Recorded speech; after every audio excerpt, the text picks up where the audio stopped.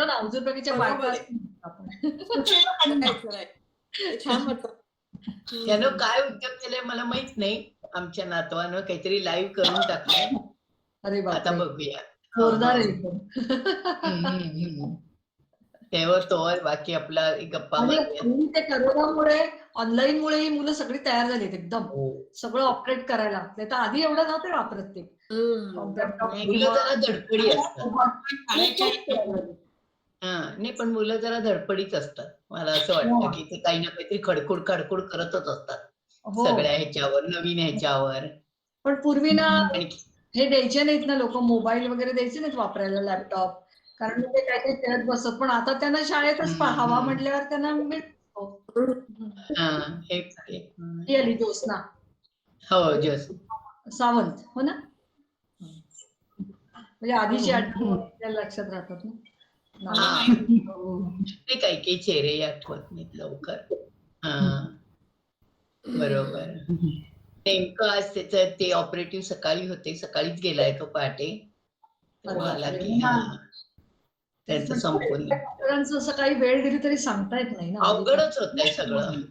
आणि हार्टचं म्हणजे इमर्जन्सीच असते. बाकी जरा लॉंग प्रोसिजर्स राहतात काही वेळा. म्हणजे कधी कोण येईल पेशंट हे काही आधी माहिती नसतं तुम्हाला.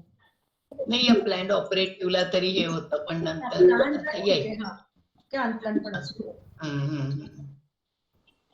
त्यामुळे चाललंय बाकीचं तुमचं. बाकीच्या सगळ्यांची मेदाशी गप्पा व्हायच्या, तुझ्या तुझ्याशी व्हायच्या, हिच्याशी व्हायच्या, पाठकशी व्हायच्या,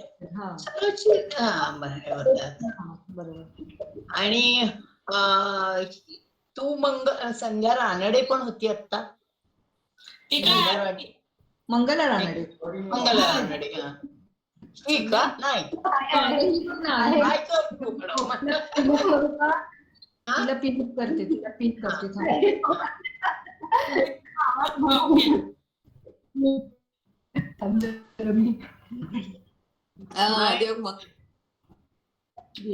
बरोबर. मी तुझ्याकडे आले होते ते आठवतं का ललिता?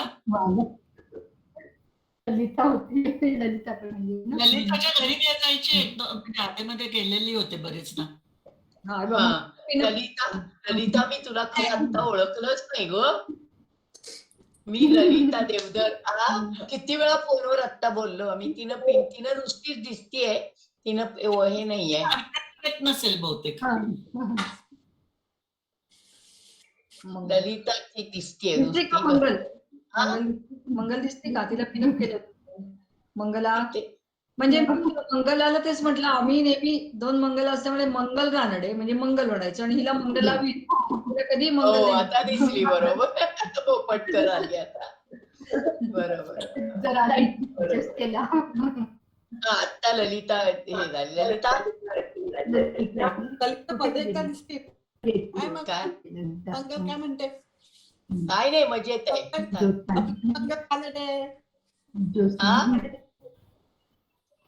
चाललेलं आहे, त्या रुटीन चालूच ठेवलंय. आता जाऊन सातारा आले परत मी गुरुवारी. थोडं चिरंजीव म्हणतायत आता थोडं इकडे थोडं तिकडे.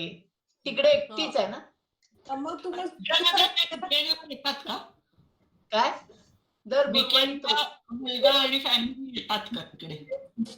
नाही, दर गुरुवारी त्याची ओपीडी असते तिथे, कन्सल्टेशन. ओके, मग गुरुवारी येतात. मग एका गुरुवारी त्याच्याबरोबर जायचं आणि एका गुरुवारी यायचं. कारण आता नाही 3 तास लागतात ना जायला यायला? नाही, 2 तास. 2 तास. आता 2 तासावर आलं. त्यामुळे ब्रिज वगैरे झालंय नवीन का? नवीन नाही, हायवे नाहीत का? हायवेनी खूपच सुंदर आहे ते. 4 लेन आहेत ना आता. पूर्ण बँगलोर पर्यंत रस्ता सुंदर आहे. बॉम्बे टू बँगलोर असा मोठा आहे रस्ता तो. त्यामुळे काही हे होत नाही. आणि कुठलं सातारा टू कराड हे 40 मिनिटं. 40 मिनिटं. कराडचं मेडिकल कॉलेज जे आहे ते कृष्णा चॅरिटी. 40 मिनिटावर. हो हो, ते अलीकडच आहे जरा अजूनही, असं झालंय. ते आणि सातारवरनं इकडे शिफ्ट होणं म्हणजे इथलं खूप मोठी एरिया आहे, हॉस्पिटल आहे, असं झालंय.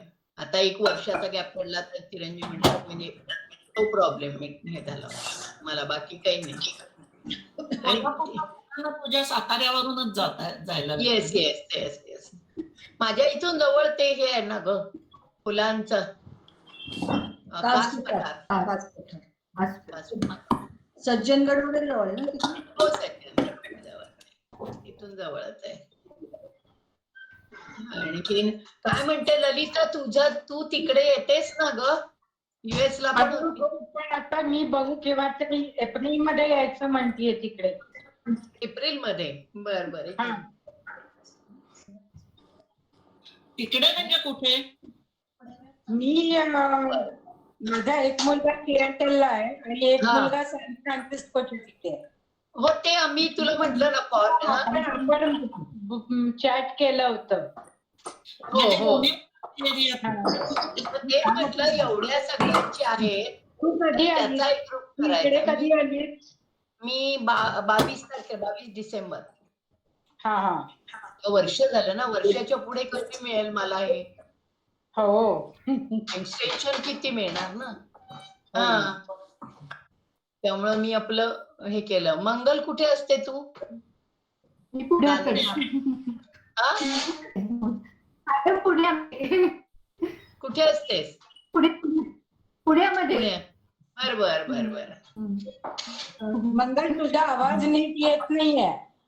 माझा आवाज येत नाही नीट? बर नाही मंगल म्हणजे पोपटकर आवाज नीट येत नाही.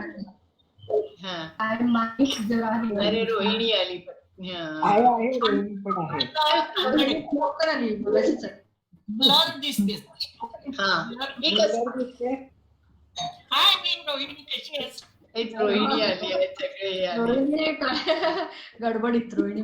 अगदी सध्या तर काही विचारायचंच नाही. कॉलेज पण चालू असेल ना, कॉलेज ऑनलाईनच आहे. आले हे चिरंजीव आमचे आले. अरे वा येत आहेत. हो चालेल. मला ललिता पासपोर्ट ऑफिसला भेटली होती. हो, अचानक भेटलो. पण तिथे थांबायचं पण नाही ना जास्त, त्याच्यामुळे आपण त्यामुळे जास्त थांबून बोलता पण नाही आलं काही. कुठे आम्ही मला रिन्यू करायचा होता पासपोर्ट. हो, मलाही रिन्यूच होता. पटकन झालं. अगदी खूप चांगलं करतात पासपोर्ट ऑफिस मध्ये. आता काही प्रॉब्लेम येत ऑर्गनाइज्ड आहे एकदम. तुम्हाला मी विचारणार होते, तुम्हाला व्हॅक्सिन मिळतात का आता आपल्या एज ग्रुपला? ऍक्च्युअली डॉक्टर्सना मी घेतलं नाही अजून, माझ्या बरोबरच्यांना मिळालंय. नाही, पण आपल्यासाठी लोक की मेडिकल फील्ड में नाहीये, त्यांना जरा नेक्स्ट त्यांना कधी मिळणार आहे तिकडे, असं काही तुम्हाला काही आहे टाइमलाईन? 3-4 महिने तरी नाही. 3-4 महिने नाही. मार्च एप्रिलमध्ये मिळेल असं म्हणतात. इंडिया लोक व्हॅक्सिन या दोन्ही डबल माइंड्स मध्ये आहेत, म्हणतात की उगीच कशाला घ्या वगैरे, आता नाहीच एवढं, मी कशाला घेऊ टोचून वगैरे, असं एक मी ऐकलं. म्हणजे 2-4 विचारलं तर they are not really into it, म्हणजे आम्हाला नको वगैरे असं. सुषमा, आपल्याकडे काही लोक म्हणतात अजून आपल्याला नाही. माझ्या इथे म्हणजे आधी शॉर्टेज होतं, पण आता फेब्रुवारी मध्ये मिळायचे चान्सेस आहेत असं वाटतंय. फेब्रुवारी मार्च मला वाटतंय मला सुद्धा असं. इकडे USA मध्ये लवकर मिळेल असं वाटतंय ना. काही स्टेट्स मध्ये डिस्ट्रीब्युशन चांगलं झालंय आणि काही स्टेट्स मध्ये नाही झालंय. आणि खूप जणांना लाईन कट करून खात्यात घुसतायत वगैरे वगैरे, असं काय माहिती नाही मला. कारण मेरीलँड वगैरे वॉशिंग्टन मध्ये बऱ्यापैकी लोकांना मिळायला लागलंय, आमच्याकडे अजून डिस्ट्रीब्युशनही झालेलं नाहीये. आता चांगलं करतायत असं मी ऐकलं. आता सुधारेल, सगळ्या गोष्टीला वेळ लागतो. पहिल्या याच्यामध्ये यायला वेळ एक कुठला तरी मेडोनाचं जे आहे ना त्याचे 10,12,000 एक्झॅक्टली आकडा माझ्या लक्षात नाहीये ते खराब झालं आणि फेकून द्यायला लागलं. पण बरं. माहिती नाही मला मॅडोनाचं मला नकोय मला फायझरच हवंय. मला चॉईस देतील की नाही माहिती नाही. आता आणि जॉन्सन जॉन्सनचं पण येत आहे ना एकच इंजेक्शन घ्यायला लागतंय त्यांना. हो का बरं पण त्याचं इफेक्टिव्हनेस 75% आहे. 95% लाईक फायझर. मग त्याच्यावरच ठेवायचं आपण कशाला हे कसं आहे बाकी आपल्याला चॉईस आहे की नाही माहिती नाही ना. बरोबर काय माहिती बघूयात.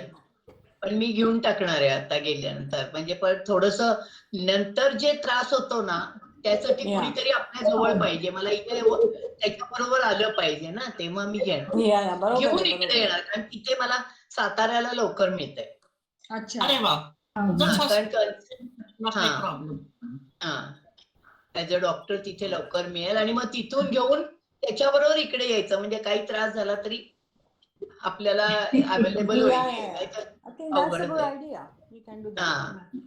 तसंच करणार आहे आता मी. अजून भारतातलं कोणी घेतलेलं मला माहिती नाही म्हणजे माहिती नाही मला मध्ये अनुभव काय नाही कोविड-19 घेतलं खूप लोकांनी. माझा भाचा त्याची बायको जे डॉक्टर्स आहेत ना माझ्या ह्याच्यातले अलाउ करायला सांगा डॅडू एंटर करा. हा डॉक्टर आले आमचे चिरंजीव एंटर करतायत. मंगला तुझ्याच ह्याच्यावरनं त्यांना जॉईन होते. अगं कसं म्हणाले त्यांच्या ऐकायला प्रॉब्लेम येत नाही. बरं ठीक आहे कारण दोघं जॉईन झाले ना की खूप आवाज येतो असं आवाज येतो. मला प्रॉब्लेम येऊ शकतो. हा येऊ शकतो. एका डिव्हाइस वरच एका जॉईन व्हायचं. आवाज माईक खूप कुरकुर होतो. विचारते बघूया आपण त्याचं बघूया आणि मग बाकी फक्त सुषमाचं संध्या त्याचा दुसऱ्या रूम मधून काही प्रॉब्लेम होतो. अगं माझ्याकडे वरती दिसते ना होतो खूप आवाज येतो. आम्ही तो अनुभव घेतला. बघूया आता. हो एका वायफाय वरनं तुम्ही जॉईन होता की डिव्हाइसेस लांब लांब असतील अगदी मी तरी सगळ्यांना कुरकुर कुरकुर माईकचा आवाज येतो. त्याचं म्हणणं आहे की उलट आहे की आमचे नातू म्हणाला व्यवस्थित होईल बघू आता तो म्हणतोय ते जॉईन झाल्यानंतर ना आपल्याला कळेल आवाज तुझ्या माईकचा यायला लागणार नाही तर चांगलं आहे. मग डबल आवाज होतो वगैरे असं किरकिर कुरकुर आवाज यायला लागतो. बरोबर. मग ते आम्ही शोधून काढलं परवा की ते डिव्हाइस वरून जर म्हणजे एक वायफाय एक नेट असेल तर खोल्या किती लांब असू देत पण नेट त्याचे 2 चॅनल आहेत काहीतरी नवीन आहे प्रकार. दुसरं वायफाय आहे का बघूया ना आपण. 2 आहेत असं नवीनच घेतलंय म्हटलं मला माहित नाही कारण मी त्यात काही फार डोकं घालत नाही. नाही म्हटलं तरच आपल्याला ऑन ऑफ झालं तरी पुष्कळ झालं म्हणायचं. त्याच्या अडचणी आपण त्यात पडलो तरच दिसतात नाही तर तुम्ही खूप त्या मनानं पुढे आहात या बाबतीत. आली बिना टिप्से लोहा म्हणजे ती आता ह्याला आहे ना मिया मिल असते ना बिना.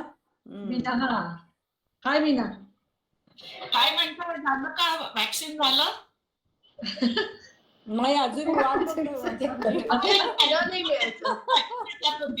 बिना वॅक्सिनला जात होती मी तिच्याशी बोलले तेव्हा. हो का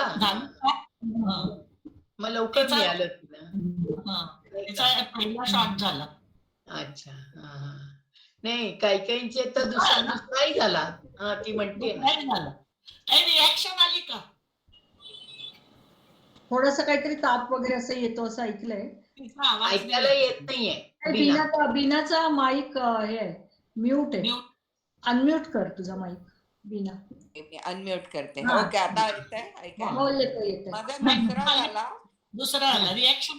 दुसऱ्याला लगेच नाही आली पण 36 तासाने रिॲक्शन आली. काय? म्हणजे बारीक असं थोडस कणकणाची वाटली. टायलेनॉल घेतला 36 तासांनी, म्हणजे दुसऱ्या दिवशी रात्री घेतलं मी. पण मग उठल्यावर काय नाही, ठीक होते. ठीक होती. मला पण माझी इथे मैत्रीण आहे ना, तिचं 2 दिवसापूर्वीच, ती स्वतः डॉक्टर आहे, अशा घटनांनी आधीची दारूवाला पुलाच्या जवळ राहायची, आपल्या शाळेत होती. तिचंही 2 दिवसापूर्वीच झालं, दुसरा शॉट झाला. तर तिला तू म्हणतेस तसं 36 तासानंतर थोडी तापल्यासारखं वाटलं, टायलेनॉल घेऊन बरं वाटलं. ते कॉमन झालं म्हणजे मग लोकांना वाटणार नाही कमी होईल. बरोबर. कारण त्याचं आता के अगरवालनी आणखीन काहीतरी एक दिलेला आहे, व्हिडिओ आहे. जॉईन होणार आहे because there is a camera problem. पण ते म्हणतात की डबल असेल तर हे होतं, तर इथेच बसले तरी चालतील. नाही चालणार, कारण थोडासा प्रॉब्लेम होईल. 2 मिनिटं थांबा. अरे 2 मिनिटं झालं की तुम्हाला मी सांगते. जस्ट कॅमेरा हे प्रॉब्लेम आहे का काही?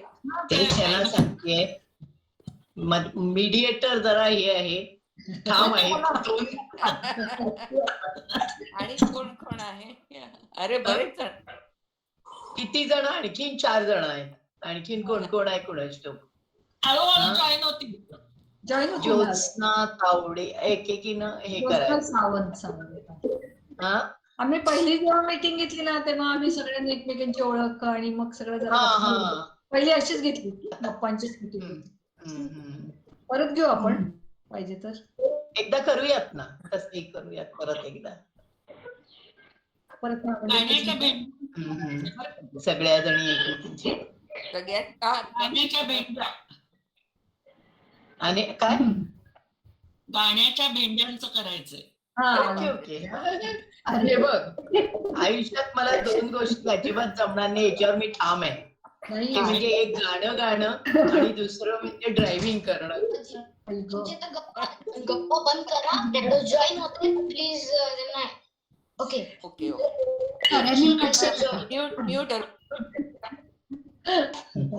ऐकू येतं आलेले. डॉक्टर तुम्ही हे करा, अनम्यूट करा आणि बाकीचे सगळे आपले प्लीज कॅमेरा ऑफ करताल का, म्हणजे त्यांना डॅडू दिसतील. मला फक्त आता बाकीच्यांचे म्यूट करून अनुराधाचं चालू राहील. ओके. दिसले आपला म्यूट कर. डॉक्टर साहेब आवाज येतोय का? हो, आवाज येतोय. मला येतोय. व्यवस्थित आहे. Very good, thank you. First of all sorry, मला ह्या गुगल मीट फर्स्ट टाइमच ऑन करतोय, त्यामुळे जरा चिरंजीव मदत करत होते. त्यांनी निम्मी मुलाखत करून आम्हाला दिली नाही ऑलरेडीच. टेक्नॉलॉजी साधी झालाय मुलगा तुमचा. हो. त्याला सुरुवात करायची. चालेल. येस. Ready everybody. सगळ्यांनी म्हणजे बोलणार आहेत त्यांनी माईक चालू ठेवा, बाकीच्यांनी म्यूट करा. तर मंडळी, बकुळीच्या हारातलं आपलं फूल तुमच्या सर्वांबरोबर गुंफताना आज आम्हा सर्वांना विशेष आनंद होत आहे. आजच्या या विशेष कार्यक्रमात आम्ही म्हणजे मी स्वतः, पूर्वीची सुषमा जोशी, आजची अनुराधा फाटक आणि संध्या गोखले फडके, प्रथम सर्जन डॉक्टर धैर्यशील गणसे यांचे, त्यांची आई आपली वर्गमैत्रीण डॉक्टर मंगला वीर आता कणसे हिचे आणि उपस्थित सर्वांचे अत्यंत मनपूर्वक स्वागत करतो. मंडळी, जन्म आणि मृत्यू हे वरच्या विधात्याच्या हाती आहे. आपण आपल्या नुसत्या कळसूत्री बाहुल्या आहोत. हे विधान किंवा अशा स्वरूपाची वाक्य अधूनमधून आपण प्रसंगानुरूप नेहमी ऐकतो, पण नाही, आता तसं काही राहिलेलं नाहीये. काही निष्णात तज्ञांनी त्यांच्या अविश्रांत परिश्रमाने बुद्धिमत्ता आणि कौशल्यपणाला लावून अगदी असाध्य ते साध्य केलेलं आहे. म्हणजे ज्यांच्या नशिबात आई वडील व्हायचं भाग्य नाही, त्यांना ते आता टेस्ट ट्यूब बेबी म्हणा किंवा सरोगसी किंवा अशा स्वरूपाच्या इतर तंत्रज्ञानाने ते भाग्य लाभले. तसंच संपत आलेल्या आयुष्यालाही नव्याने जगण्याची परत एकदा संधी आणि पुनर्जन्म मिळायची ही किमया घडत आहे. 7 जानेवारी 2021च्या बऱ्याच वर्तमानपत्रात 15 तास चाललेली गर्भवतीवरील गुंतागुंतीची शस्त्रक्रिया ह्या मथळ्याच्या विशेष बातमीने घरोघरी एक अत्यंत आनंददायक, विस्मयकारक पण स्फूर्तिदायक अशी खळबळ झाली. आणि कोणी केली ही किमया अशी सगळ्यांना उत्सुकता वाटली. कोणी सांगू का, तर आपल्याच वर्गमैत्रीण मंगलावीरच्या मुलांनी, म्हणजे डॉक्टर धैर्यशील कणसे यांनी. आपल्यातली मंगलावीर पुढे डॉक्टर मंगलावीर झाली, मग डॉक्टर कणसे झाली आणि तिचे पतीही, दोघांनीही साताऱ्याला, तेही डॉक्टर आहेत, दोघांनीही साताऱ्याला एक हॉस्पिटल चालवलं. तेथील एका सिव्हिल हॉस्पिटलमध्ये मंगला वर्ल्ड हेल्थ ऑर्गनायझेशनच्या एका ब्रँचची हेड म्हणून 12 वर्ष काम बघत होती. आता तिचा मुलगा सर्जन डॉक्टर धैर्यशील कणसे 2007 साली MBBS, नंतर पुण्याच्या KEM हॉस्पिटलमधून MS झाल्यावर KEM मधूनच DNB कार्डिओव्हॅस्क्युलर आणि थोरॅसिस सर्जरी 2015 साली त्यांनी केलं. MCH कार्डिओथोरॅसिक्स ही पदवी मेडिकल लाईन मधली पण नॅशनल IITच्या दर्जाची आहे. ती त्यांनी 6व्या रँकनी Shri Chitra Tirumal institute of medical sciences and technology Trivandrum Kerala येथून 2012 साली प्राप्त केली. या दरम्यान म्हणजे 2004-2012 पासून ते 2015 आणि त्याच्यानंतरही देशात आणि परदेशात, विशेषतः अमेरिकेतील फूड अँड ड्रग ऍडमिनिस्ट्रेशनने त्यांच्या अनेक क्लिनिकल ट्रायल्सला मान्यता दिली आहे. यातील वैद्यकीय मथळ्यांमुळे किंवा टेक्निकल टर्मिनॉलॉजीजमुळे या सर्वांचा इथे उल्लेख न करता आपण सरळ त्यांची मुलाखतच घेऊया. तर धैर्यशील, तुमचे आम्हा सर्वांतर्फे मनपूर्वक अभिनंदन, कौतुक आणि अनेक उत्तम आशीर्वाद. शुभेच्छा. थँक्यू. आव्हानात्मक अवघड शस्त्रक्रिया असेल तर तज्ञ सर्जन सहसा टाळायच्याकडे बघत असतात. पण मोठे धोके पत्करून अशा गुंतागुंतीच्या आणि बेभरवशाच्या शस्त्रक्रिया यशस्वी करून रुग्णांना जगण्याची पुन्हा एकदा संधी देणे, याची स्वतंत्रपणे सुरुवात तुम्ही कधी आणि कशी केली, आणि रुग्णाच्या एकदम डायरेक्ट काळजालाच हात घालायची किमया ही कशी काय साध्य झाली? बरं, या just first of all thank you. मला म्हणजे अगदी मी खूप फॉर्मली हे नाही करणार, पण माझ्या आईच्याच एजचे सगळे हे आहात, तर तुम्ही मला अहो जाऊ म्हणण्यापेक्षा अरे तुरे म्हणलं तर मला चालेल. त्यामुळे मला असं एकदम फॉर्मल वाटणार नाही. तर त्यामुळे मला डायरेक्टली धैर्यशील म्हटलं तरी चालेल. I will be more happy. Okay, ते पहिली गोष्ट. बरं, आता प्रश्न जो होता त्याच्यामध्ये to be very frank, especially या सर्जरी बद्दल किंवा अशाच काही अजून रेअर केसेस मी ज्या काही केल्यात, यामध्ये मी म्हणेन की बरेच फॅक्टर्स यामध्ये येतात. त्यातला काही रोल मी माझ्या वडिलांच्या ह्याच्यामध्ये पण देतो, ज्यांचा म्हणजे श्रेय त्याच्यामध्ये पण आहे काही पार्टमध्ये, की ज्यांनी लाईफमध्ये मला कंटिन्युअसली एक पॉझिटिव्ह, ते स्वतः खूप पॉझिटिव्ह होते, तर ती पॉझिटिव्हिटी त्यांच्याकडून कायम हे आली. पुढे जाऊन तोच सोर्स म्हणजे जो माझ्यात आहे, तो पॉझिटिव्ह हे माझ्या वडिलांकडनं आलेला पहिला हे होतं मी म्हणेन. दुसरा फॅक्टर जो राहिलाय, त्यामध्ये मला आजपर्यंत आयुष्यात खूप चांगले गुरु भेटले. आणि मी जेव्हा श्रीचित्रा म्हणजे जी माझी पेरेंट इन्स्टिट्यूट आहे, जिथे मी माझं MCH केलं, तिथे सुद्धा मला खूप सुंदर म्हणजे खूप छान टीचर्स भेटले. की ज्यांनी एक पॉझिटिव्ह हे कायम ठेवला आणि ऍक्च्युली बेसिकली जे थरो नॉलेज आहे या सगळ्याचं ते होतं. आता या सगळ्याच्या याच्यानंतर पुढचं जे आहे ती असते म्हणजे एका सर्जनसाठी इनिशियली तुम्ही रुटीन ऑपरेशन्स करता, बायपास करता, व्हॅल्व रिप्लेसमेंट करता. त्याच्यानंतर ते तुमचं रुटीन होत जातं. मग त्याच्यानंतरचं पुढचे चॅलेंजेस तुम्हाला कायम असं वाटत राहतं की मी अजून काहीतरी असं एक हे होतं. सो ह्या सगळ्या फॅक्टर्सला पकडलं तर म्हणजे जर स्पेसिफिकली जी मी ऑक्टोबरमध्ये केलेली जी सर्जरी आहे त्याबद्दल जर सांगायचं झालं तर ऍक्च्युली मी एप्रिल पासून यासाठी प्लॅनिंग करत होतो की मला ही केस करायची आहे आणि this was one of the most challenging cases in cardiac surgery.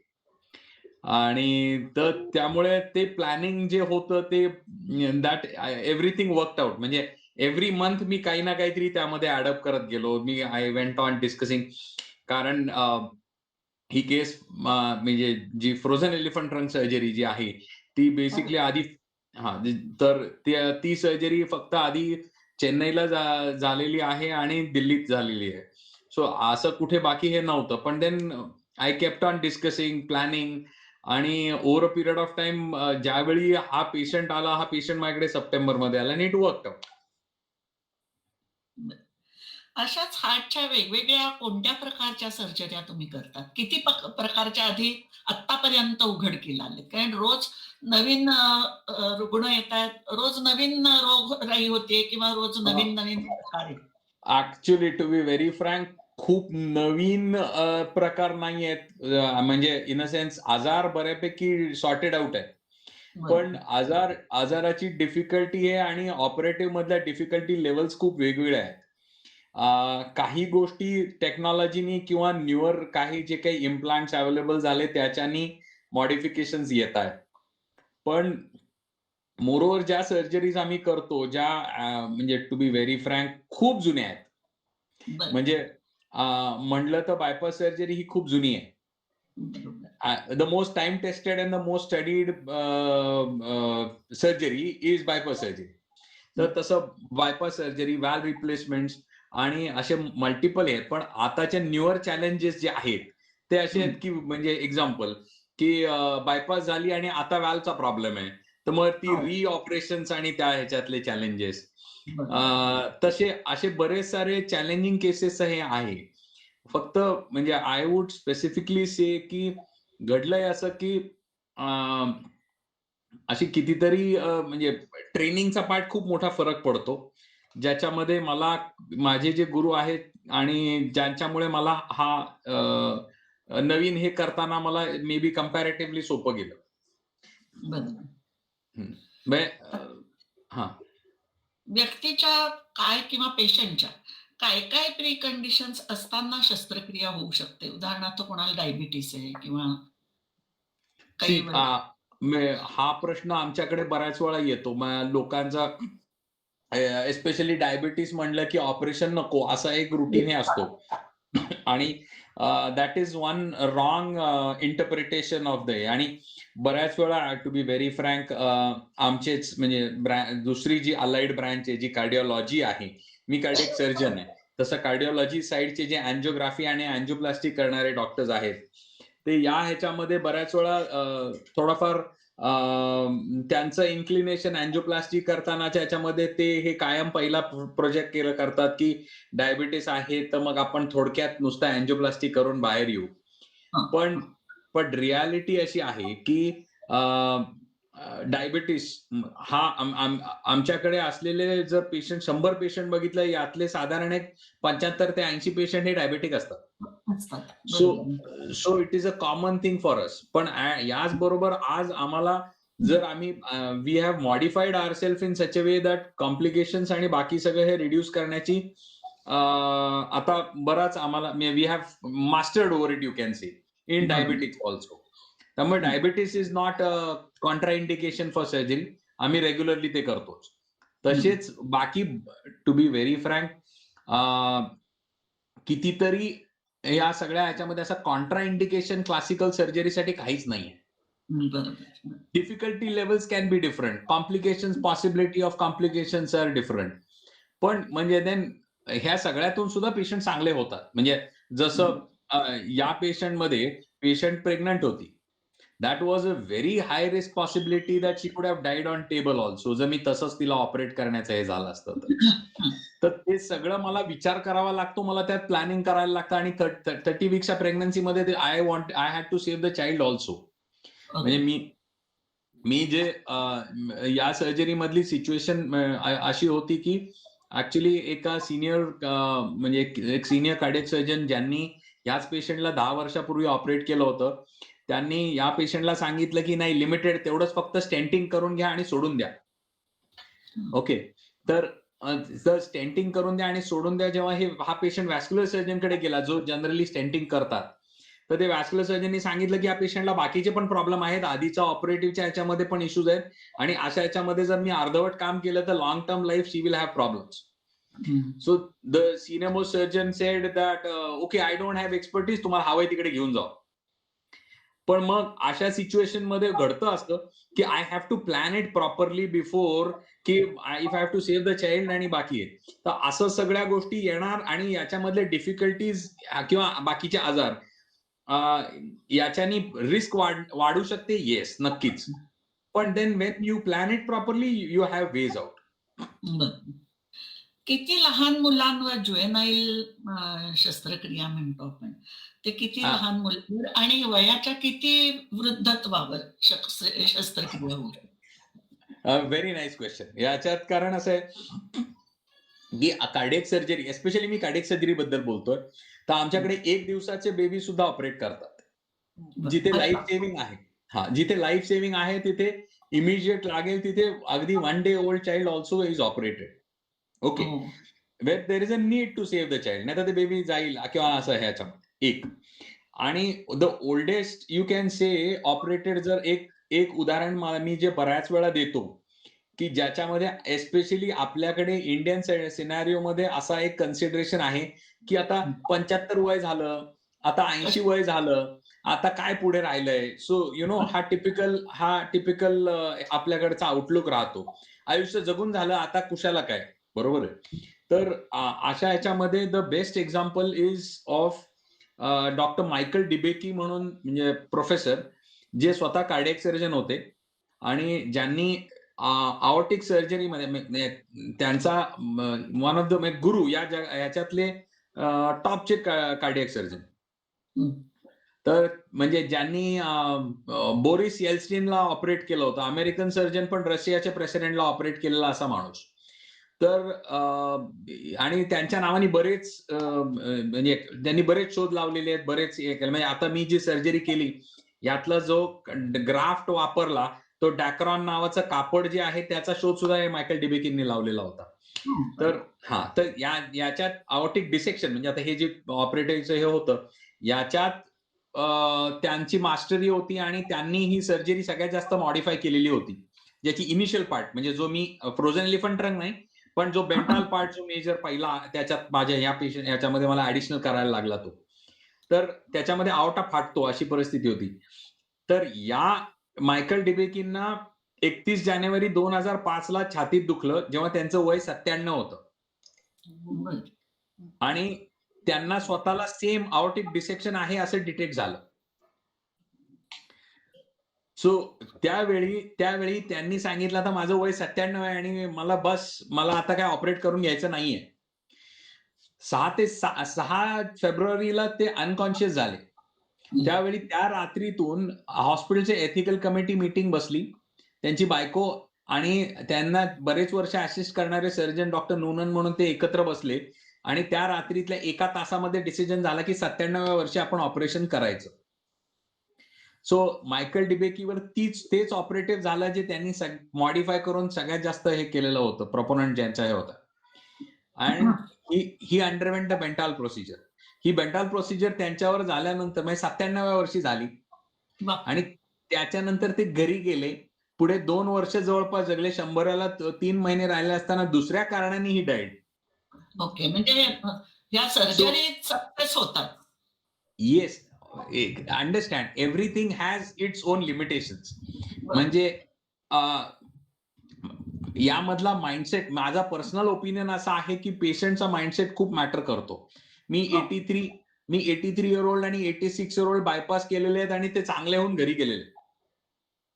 म्हणजे जे एक सिंपल उदाहरण जे मी घरातलं कायम देतो, माझ्या आईचेच वडील म्हणजे माझे आजोबा इथे शुक्रवार पेठेत राहतात. त्यांच्या 76व्या वर्षी छातीत दुखलं आणि तिन्ही रक्तवाहिन्यांमध्ये ब्लॉकेजेस होते. मला चांगलं आठवतंय, आई पप्पा दोघांचंही मत असं होतं की अँजिओग्राफी आता झाली आणि बायपास सुचवली आणि नको, कारण 76 वय आहे, आता याच्यामध्ये कुठे रिस्क घ्या. म्हणून सर्जरी दोघांनी डिसिजन घेतला की आधी सर्जरी नाही करायची. मी जेव्हा माझ्या आजोबांना बघितलं तेव्हा असं लक्षात आलं की बेड पासून बाथरूम पर्यंत जाताना आजोबांना 3 वेळा थांबायला लागत होतं आणि चेस्ट पेन होत होतं. मी म्हणलं हे काही जगणं नाही. So what we need to do is, मी मामाला आईला त्यावेळी कन्व्हिन्स केलं की आपण व्हॉट एव्हर हॅपन्स पुढे होईल ते होईल, पण आपण ऍटलीस्ट त्यांना क्वालिटी ऑफ लाईफचा विचार करूया आणि आपण ऑपरेट करूया. तर माझ्या आजोबांची बायपास मार्च 2005 मध्ये 76व्या वर्षी झाली. या येत्या मार्च मध्ये या गोष्टीला 16 वर्ष होतील आणि मागच्या 5 सप्टेंबरला आजोबा, मागच्या 5 सप्टेंबरला आजोबा आता 92 वर्षाचे झाले. वंडरफुल.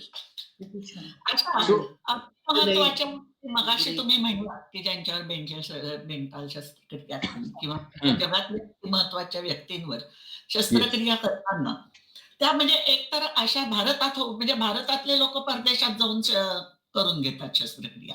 तर तुमचं असं काय की किंवा असं करताना इतक्या महत्वाच्या व्यक्तींवर शस्त्रक्रिया करताना काही टेन्शन वेगळं प्रेशर येतं? यामध्ये मी म्हणेन की परत इथे गुरुचा रोल खूप महत्वाचा असतो. गुरु तुम्हाला कसे ट्रेन करतात याच्यावर खूप मोठा फरक पडतो. माझे जनरल सर्जरीचे गुरु MY बापय, म्हणजे जे KEM चे जनरल सर्जरी हेड, ते माझे गुरु. तर एक दिवस मी ट्रेनिंगच्या दरम्यान मी आणि माझ्या लेक्चररनी मिळून आम्ही एक मेजर सर्जरी संपवली आणि बाहेर सर बसले होते. सरांना सांगायला आलो की पुढचा पेशंट जो आहे थायरॉइडचा तो आतमध्ये घेतलाय. ते मला म्हणले की चालू कर. ते ज्यांचं मी ऑपरेट म्हणजे ज्यांचं थायरॉइड होतं ते माझ्या जवळच्या दोस्ताची आई होती. तर मी त्यांना त्या दारातनं म्हणलं सर माझ्या मित्राची आई आहे. त्यांनी माझ्याकडे बघितलं, मला म्हणले चालू कर. अतिशय कमी शब्दात हे असणार, पण म्हणजे त्यांच्या त्या बोलण्यावरनं मला कळलं की चिडले. मी जाऊन इन्सिजन घेतला आणि ऑपरेटिव्ह चालू केलं. आतमध्ये हे करत असताना मागणं टिपिकल त्यांचा एंट्री झाली, धाडकन वाजलं. लक्षात आलं की बापूने मागणं एंट्री घेतलीये आणि मला म्हणले धैर्यशील हे काय असतं? माझ्या मित्राची आई, काही संबंध नाही, तुझ्यासाठी थायरॉइड. आणि त्याच वेळी मी जेव्हा परत बाहेर गेले आणि आतमध्ये आल्यावर मला म्हणले उद्या कोणीतरी तुझ्या जवळचं असेल, माझ्याकडे ऑपरेट करायला आणणार का? बिलकुल नाही, तुझं तू करून टाकायचं. वा, व्हेरी गुड. आता एक प्रश्न असा आहे की हार्ट फंक्शन चालू असताना ते चालू ठेवून सर्जरी करता येते का? हो, बीटिंग हार्ट सर्जरी.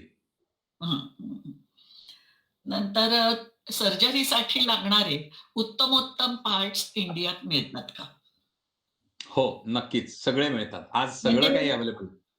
म्हणजे मुद्दामून परदेशात जाऊन सर्जरी करायची काही गरज नाही? बिलकुल नाही.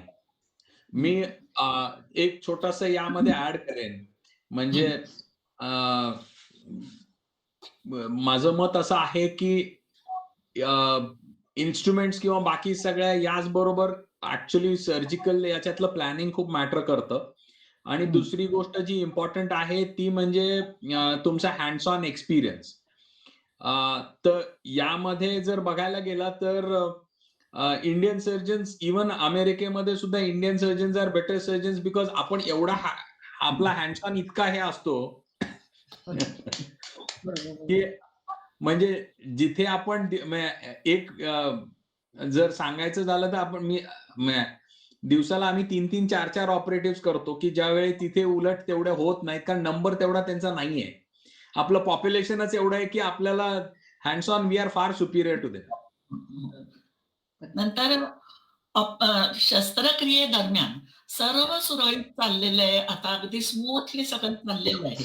हम्म. तर हे असं चाललेलं असताना त्यावेळी अशा काही कॉम्प्लिकेशन्स निर्माण होतात, की इतक्या तज्ञ लोकांच्या 10 तज्ञांची टीम असेल, त्यांच्या उपस्थित एखादा रुग्ण प्राण सोडतो.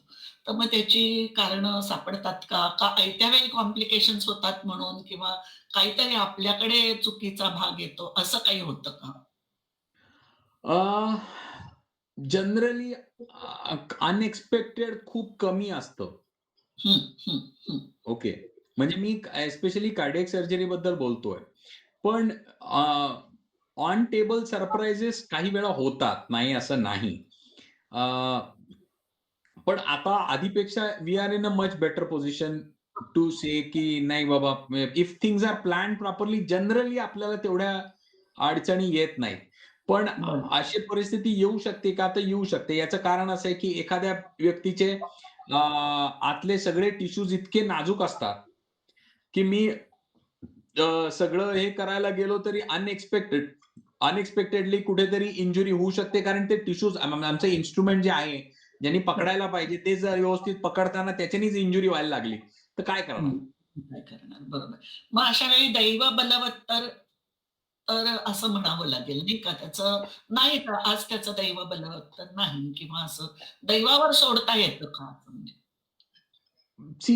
किती जरी झालं तरी we are not God, we are human being. So there is always a possibility. आणि याच कारणाने जर तुम्ही बघायला गेला तर अशी एक महत्वाची गोष्ट मी इथे सांगेन, ती म्हणजे आपल्याकडे इंडियन माइंडसेट मध्ये असा एक प्रॉब्लेम आहे, की आपल्याला असं वाटतं की ऑपरेशन म्हणजे 100% आउटकम, किंवा ही प्रोसिजर म्हणजे 100% आउटकम.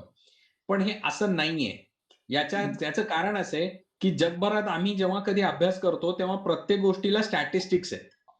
स्टॅटिस्टिक्स पर्सेंटेजेस मध्ये बोलले जातात, ज्याच्यामध्ये जर सांगायला गेलं तर रुटीन सगळं चांगलं आणि बेस्ट हे असलेल्या बायपास ऑपरेशन मध्ये आजची रिस्क 1 to 1.5% आहे. म्हणजे तरी पण बघायला गेलं तर 98.5 to 99% people are going to go home well. पण सगळं चांगलं असून सुद्धा 1% का होईना असा चान्स आहे, की तो 1% कोण असेल आणि हे सांगता येत नाही आधी. बरोबर. कारण म्हणजे इंडिव्हिज्युअल बॉडीज रिस्पॉन्स. इतके कमी त्याच्यामध्ये हे राहिलेली आहे. 1% ऑफकोर्स. ऑपरेशन चालू करायच्या आधी तुमचे असे काही प्रोटोकॉल्स की हे इन्स्ट्रुमेंट इथे, मग हे, किंवा अशी नियमावली ठरलेली असते का? आणि हो. मग त्याच्यामध्ये असं आयत्या वेळी काही घडलं तर आयत्या वेळी काय बदल, म्हणजे उदाहरणार्थ त्याचं प्रोसिजर कॅल्क्युलेट आधी केलेल्यापेक्षा लांबलं, तर मग त्याला अॅनास्थेशिया पण जास्त आयत्या वेळी इंड्यूस करायला लागतं का, किंवा असं काय तुम्हाला येस. चेंजेस म्हणजे to be very frank, changes थोडेफार तर करत राहायला लागतात. कारण जर तसं बघायला गेलं तर कुठलंही म्हणजे आता आम्ही बऱ्यापैकी रुटीन रेग्युलराइज करत आलेलो आहोत एक सेम पॅटर्न मध्ये. म्हणजे टू बी व्हेरी फ्रँक, जे जॅपनीज टेक्निक आहे कायझनचे, तर that is the technique what we routinely something similar we use. की आतमध्ये गेल्यानंतर याच्यानंतर हेच होतं, याच्यानंतर हेच होतं, याच्यानंतर हेच होतं. हे जर सेम पॅटर्न मध्ये असल्यामुळे शक्यतो अनएक्सपेक्टेड आणि सरप्राइजेसचं प्रपोर्शन खूप कमी असतं. बरोबर. पण जर असं काही झालं तर मॉडिफिकेशन तर नक्कीच करावे लागतात. आणि एस्पेशली रुटीन केसेस मध्ये नाही, पण जसं मी अओर्टिक डिसेक्शन आहे किंवा म्हणजे जिथे बेंटाल प्रोसिजरचं मी सांगितलं, तिथे काही वेळा ते टिश्यूज इतके खराब असतात की मला त्यावेळी त्याप्रमाणे मॉडिफिकेशन करायला लागतात. पण हे लास्ट मिनिट नसतात. म्हणजे एक्झिक्यूट मी लास्ट मिनिटला करत असेन, पण डोक्यामध्ये माझ्या ते आधीपासून चालू असतं. पण त्या म्हणजे तुम्हाला असिस्ट करणाऱ्या टीमला त्याची कल्पना असते का, आणि ते तुम्हाला सहकार्य योग्य वेळेला करू शकतात का? As a team leader I have to keep on conveying. बरोबर. मला असिस्ट करणाऱ्या माणसाला माझ्या डोक्यामध्ये मी काय प्लॅन चेंज करत चाललोय हे मला इन्फॉर्म करत राहावं लागतं. म्हणजे त्यांना सगळं माहीत असतंच असं नाहीये, की असूच शकत नाही, राईट. पण तरी सुद्धा ज्या मोमेंटला मला काहीतरी वेगळं जाणवतं त्या मोमेंटला मी तिथे मॉडिफाय करतो आणि त्यांना मी तिथे आधीपासून मी कॅल्क्युलेटिव्ह मूव्ह घेत जातो, की so that I save time. कारण कार्डियक सर्जरीमध्ये time is a very important factor. Absolutely. आता बाकीच्या सर्व क्षेत्रामध्ये जसं नवीन टेक्नॉलॉजी आहे, नवीन बदल, कालचं ज्ञान आज जुनं होऊन जाते, असं तुमच्या क्षेत्रात होतंय का? आमच्याकडे असं पूर्णपणे नाहीये.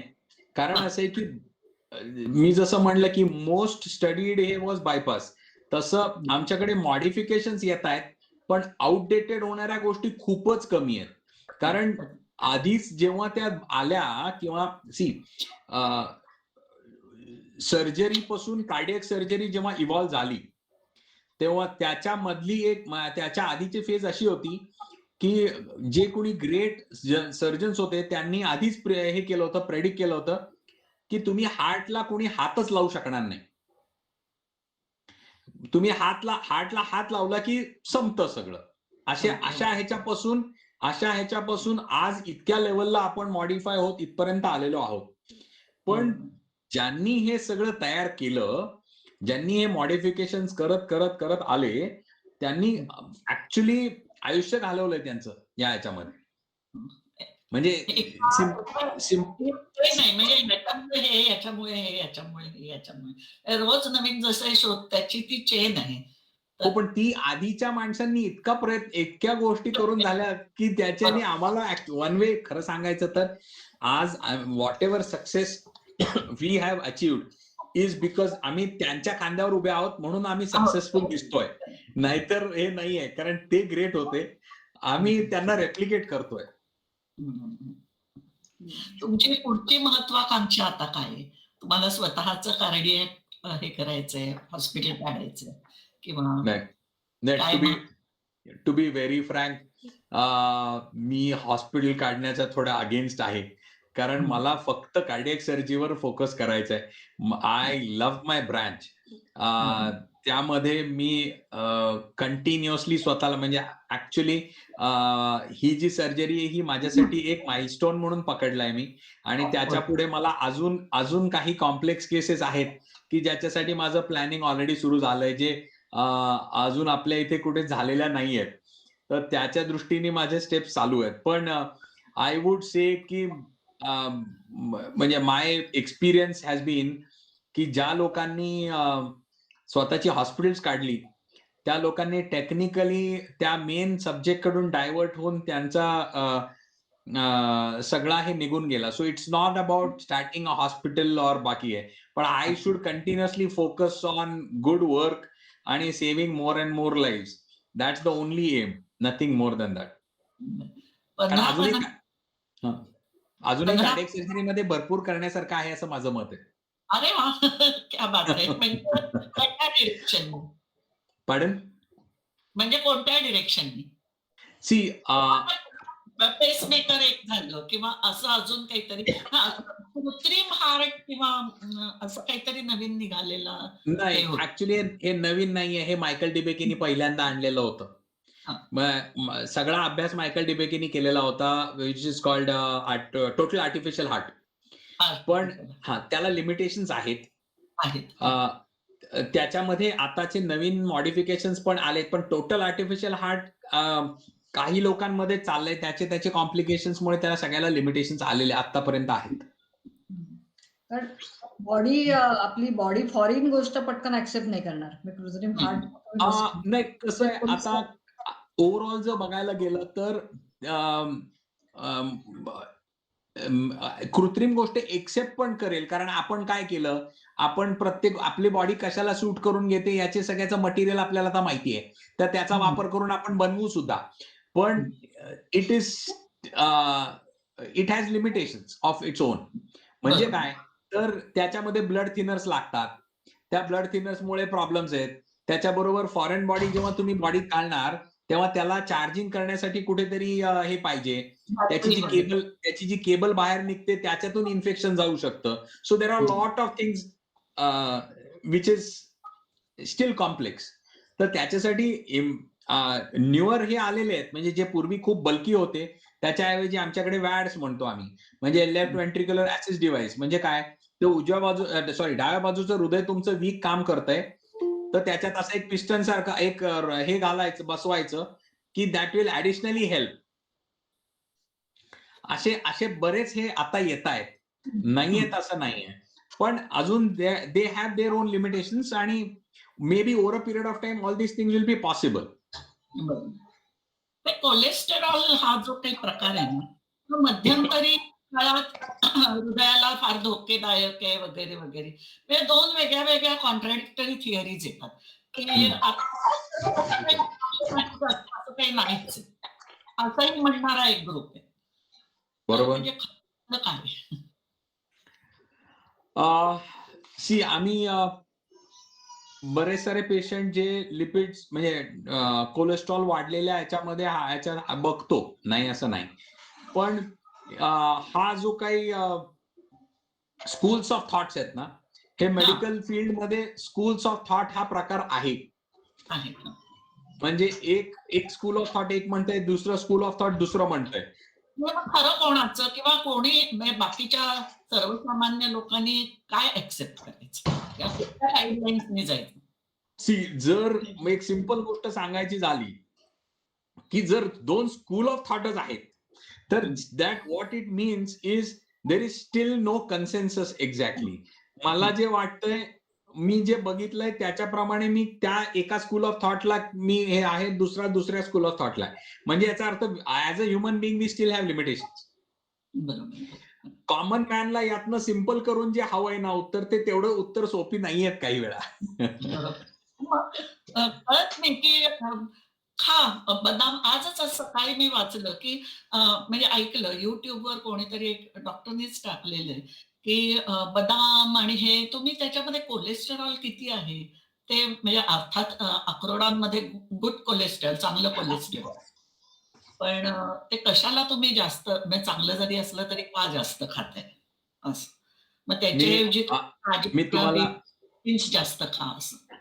नाही, माझं पर्सनल ओपिनियन असं आहे या सगळ्या ह्याच्यामध्ये की फर्स्ट ऑफ ऑल युट्यूब किंवा internet is actually one way damaging.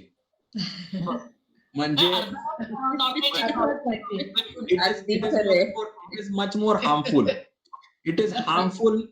म्हणजे जर तुम्हाला उदाहरण द्यायचं झालं तर हे समजून घ्या की कोविड काही लोकांसाठी नक्कीच खूप डेंजरस होता. बरोबर आहे. कोविडनी जेवढा डॅमेज केला किंवा जेवढा डॅमेज त्याच्यापेक्षा जास्त डॅमेज माझ्या मते इंटरनेटने केला. कारण इंटरनेटने लोकांना भीती बसली कोविड बद्दलची. त्याच्याने इतकी जास्त भीती बसली की it has affected their psychologically, it has affected people. So this is similar. म्हणजे मी याच्यासाठी ऍक्च्युली एक व्हिडिओचा हे केलाय की माझं म्हणणं असं आहे की महत्वाचा फॅक्टर हा आहे की आज स्पष्ट सांगायचं झालं तर बऱ्याच वेळा फेसबुक लाईव्ह आणि असे जे काही बरेच हे होतात त्याच्यामध्ये सारखं बंबाड केलं जातं डॉक्टर्स कडून की हार्ट अटॅक, हार्टचे प्रॉब्लेम, हार्ट अटॅक तुम्हाला होऊ नये म्हणून असं करा, हे झालं तर हार्ट अटॅक येतो, ते झालं तर हार्ट अटॅक येतो. रियालिटी अशी आहे की हार्ट अटॅक येऊ शकतो, येस. सगळ्यांनाच येणार आहे का? नाही. दुसरी गोष्ट अशी आहे की या बंबार्डमेंटमुळे आज माझ्याकडे क्लिनिकला इव्हन 28 वर्षाचा मुलगा पण येतो आणि 36 वर्षाचा पण येतो की मला जरा ना इथे छातीत दुखतं. What is happening because of it की तो 2 तास पळतोय, तो जिमला जातोय दररोज, पाऊण तास 1 तास जिम करतोय, पण त्याची सायकोलॉजी इतकी अफेक्टेड आहे की त्याच्यानी भीती जास्त आहे. आपण what is more important is not getting affected by too much by this. की मी ऑफकोर्स मी म्हणेन की खाण्याबद्दल जो तुम्ही मला प्रश्न विचारला, याच्यामध्ये माझं पर्सनल ओपिनियन असं आहे की मी एका प्रॉपर डायटिशियनचा सल्ला घेईन बरोबर. आणि त्याप्रमाणे मी ऍक्शन्स घेईन. पण मी त्याच्यावर जास्त विचार करत बसणार नाही की मग ते 2चे 4 बदाम खाल्ले तर माझ्या हार्टला प्रॉब्लेम होईल का. हाऊ आय सिम्पली डू, मी स्वतः डायटिशियन कडे जातो. ओके, माझा आउटलुक हा आहे की म्हणजे माझ्या डायटिशियननी सांगितलं आणि मी फॉलो केला, त्याच्यावर मला डोकं लावायचं नाहीये, बरोबर. विषय मिटला. आपलं लाईफ जगण्याला महत्व जास्त आहे. माझे वडील मला कायम सांगायचे की आपल्याला मनुष्याचा जन्म मिळालाय, आपण नशीबवान आहोत आणि ही एकदाच मिळालाय, तर ते पूर्ण जगायचंय. हे जगताना द मेजर पार्ट आज जो घडतोय तो ह्या भीतीपोटी आपल्या डोक्यात कंटिन्युअसली जी भीती घातली जातीये, हार्टचा problem, to be very frank, मी यासाठी एक व्हिडिओचा हे केला होता, तो यासाठी केला होता की हो ठीक आहे, तुम्हाला हार्टचा प्रॉब्लेम होऊ शकेल, ओके, तुम्हाला हार्टचा प्रॉब्लेम होऊ शकेल, झाला तरी पुढे तुम्हाला मार्ग आहेत, पण आयुष्य जगायला विसरू नका आजचा दिवस. बरोबर. म्हणजे ज्याला भीती वाटते त्याला भीती ब्रह्म राक्षस असं होऊ शकतं का? म्हणजे केवळ भीतीमुळे त्याला हार्ट अटॅक.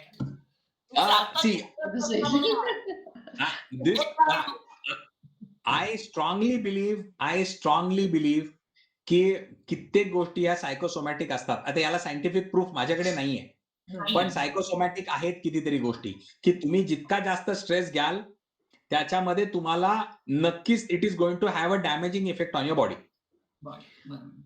एक म्हणजे ऍक्च्युली एक लीडरशिप लास्ट नावाचं एक पुस्तक, एक सायमन सेनिक नावाचा ऑथर आहे, त्याचं पुस्तक मी जेव्हा वाचलं तेव्हा त्या पुस्तकामध्ये त्यांनी सायंटिफिकली कितीतरी गोष्टी दिल्या होत्या.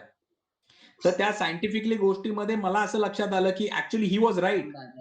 त्याचं म्हणणं असं होतं की आजकालच्या जगामध्ये माणसं इतकी जास्त स्ट्रेस घेत आहेत डे टू डे की जे स्ट्रेसचे हार्मोन्स आहेत, स्ट्रेसचे हार्मोन्स जे पूर्वी ऑकेजनली रिलीज व्हायचे ते कंटिन्युअस रिलीज होत आहेत. ते कंटिन्युअस रिलीज झाल्यामुळे डायबिटीज वाढतोय, कॅन्सर वाढतोय, हार्टचे प्रॉब्लेम वाढतोय.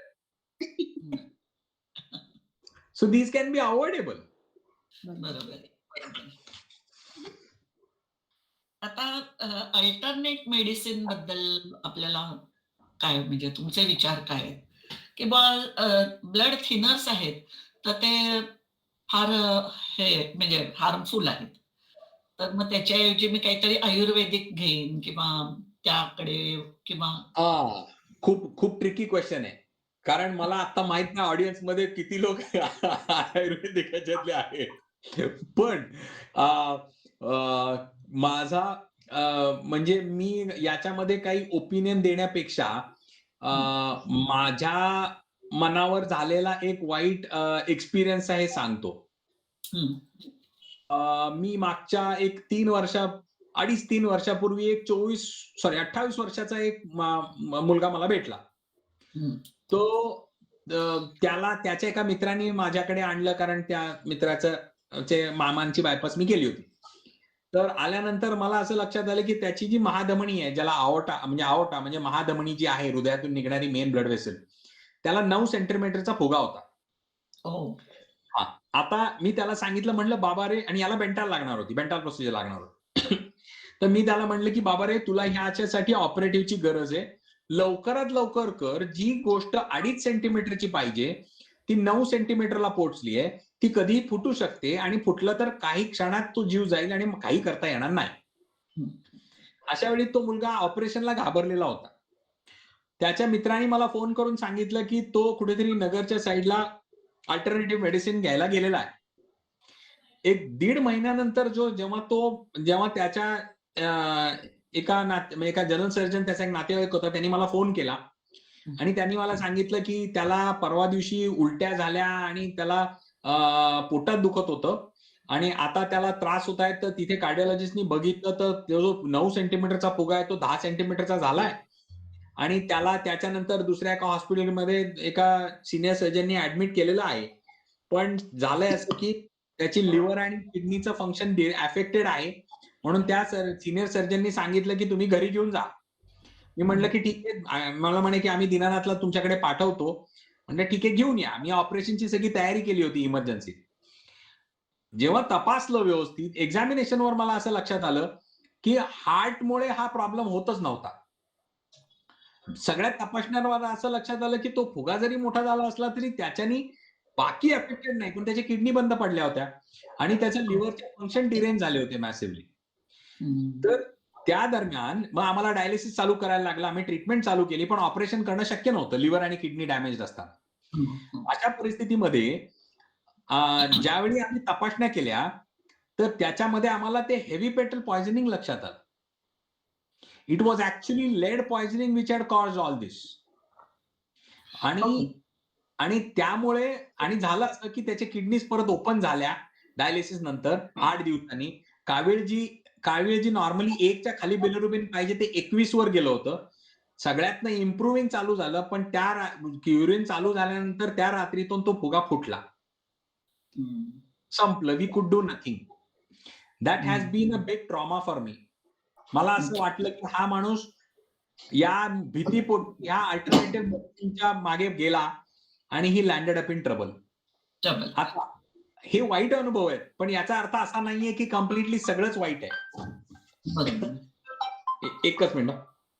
हॅलो, मॅडम मी थोड्या वेळात बोलू? काही इमर्जन्सी नाही ना? ऑल वेल? ओके ओके, मी फोन करतो जरा. Okay, thank you. ओके, हा बोला. ओके, सेल्फ मेडिकेशन म्हणून म्हणजे आता समजा मला काही होत नाहीये म्हणून मी सेल्फ मेडिकेट किंवा कसली विटॅमिन्स घे, अमुक घे, तमुक घे, मग हिने सांगितलं ते घे, तिने सांगितलं ते घे, हे कितपत डेंजरस आहे? म्हणजे विटॅमिन्स असेल किंवा काही एक 50+ म्हणून एक इथे मिळतं किंवा इंडियातही तसंच मिळत असेल काहीतरी, की त्याच्यात सगळ्या विटॅमिन्स वगैरे आहेत. ह्या गोष्टी अशा आपल्या मनाने कोणीतरी सांगितले म्हणून घ्याव्या की नाही घ्याव्या? व्हॉट वुड यू से? किंवा हाऊ फार दे आर डेंजर?